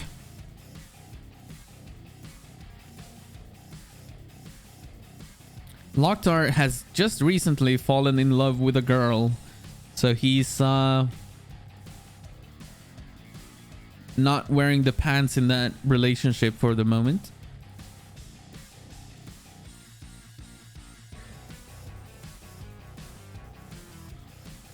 So that is why Locktar is not currently playing. Locust is also not in the tournament because he just had a son. He has a newborn to take care of. So once again, congratulations to Locust, but that is why he's not playing. Otherwise, he would have been. He was in the chat earlier and he said hello to everyone, and he told us that he would have been playing.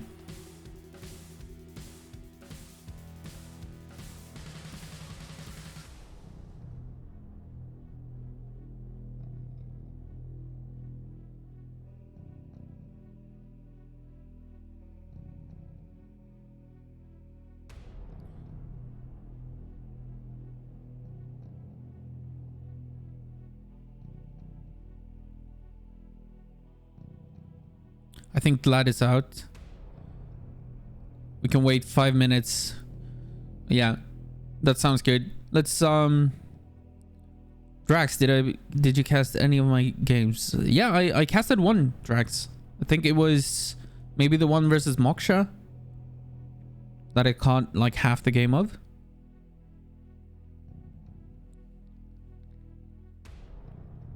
I don't remember. I've been hopping back and forth through games. Wonder how many grandparents still playing Quake World. Well, Link might be one, who knows.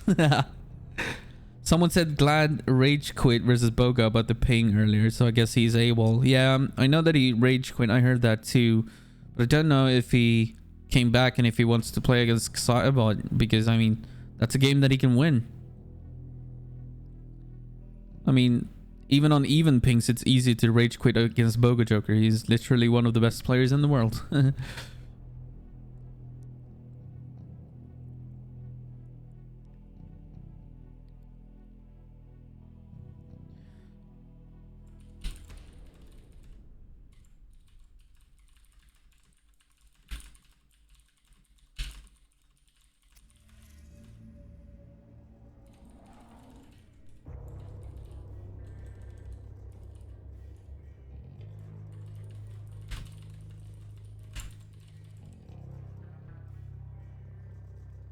Rage quitting was an option.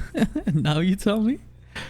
You never like to see them, right? It's never that fun to see, but it is what it is.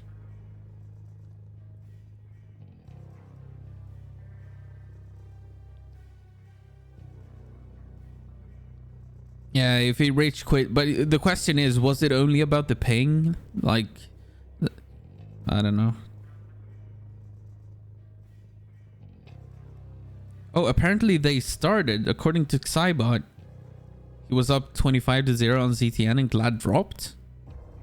So did he rage quit against Glad as well?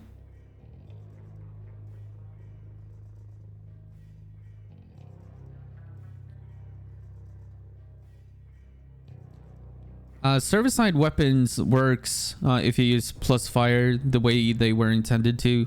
You can also use weapon registration if you want, but then you need to use seal_nopred_weapon1. And then you can use weapon registration as well.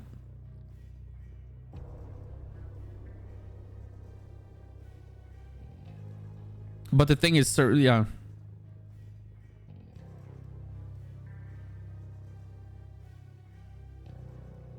I mean, it already is as fixed as we can get it. Like, we can't do more.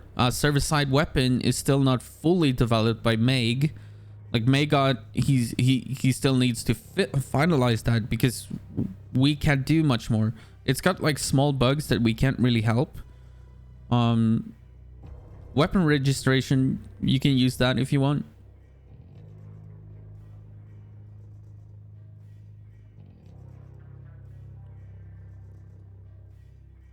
So there's nothing that we can do at this point. So yeah, weapon registration works with anti-lag client. Yep. It didn't take the phone. Can't do anything more. All right.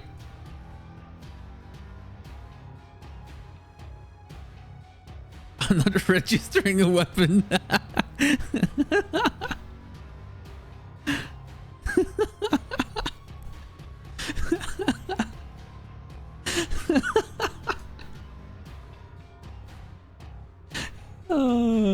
I need to play this one. Oh my god. Oh man. All right. Well, I guess Glad is gonna give the walkover then. No Glad, unfortunately. That sucks, but it is what it is. That means, my friends, day one. Let's have a look. See what happened today. What happened today? So early on in this game, we had in this tournament, we had a lot of different things happen. Zorak had a pretty good run.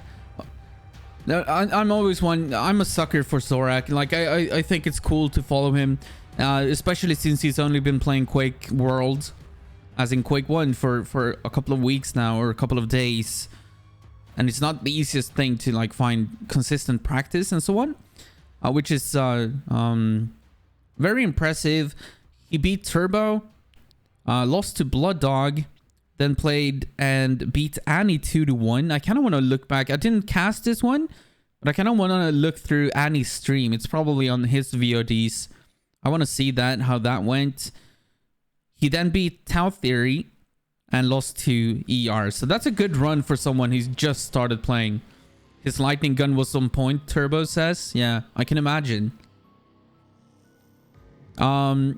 What else did we see? Dusty had a pretty good run. Dusty isn't necessarily known as a dueler, right? But he beat Jin. Then he beat Pred, I guess, that through walkover. Lost to Lord Lame. And then eventually went out against Serp.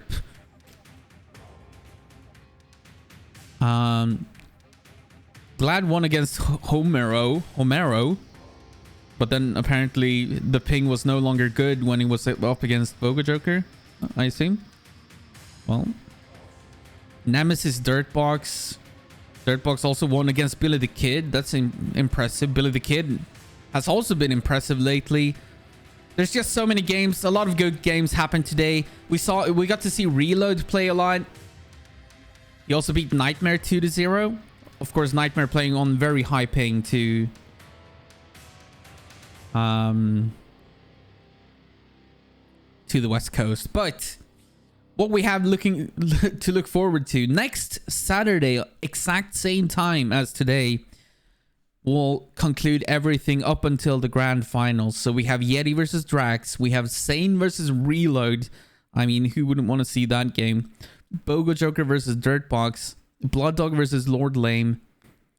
Nightmare ER. Billy the Kid versus Vaughn. Serp versus Blaze. Nemesis versus Xybot. Those are pretty amazing games, I gotta tell you guys. Yeah, that's gonna do it for this day number 1 of QuakeCon. All the VODs, everything will be up on YouTube shortly. I will make sure to get everything up there. Thank you so much for watching, guys. We'll be back next week with the remainder of this tournament, and then of course the grand finals over at QuakeCon.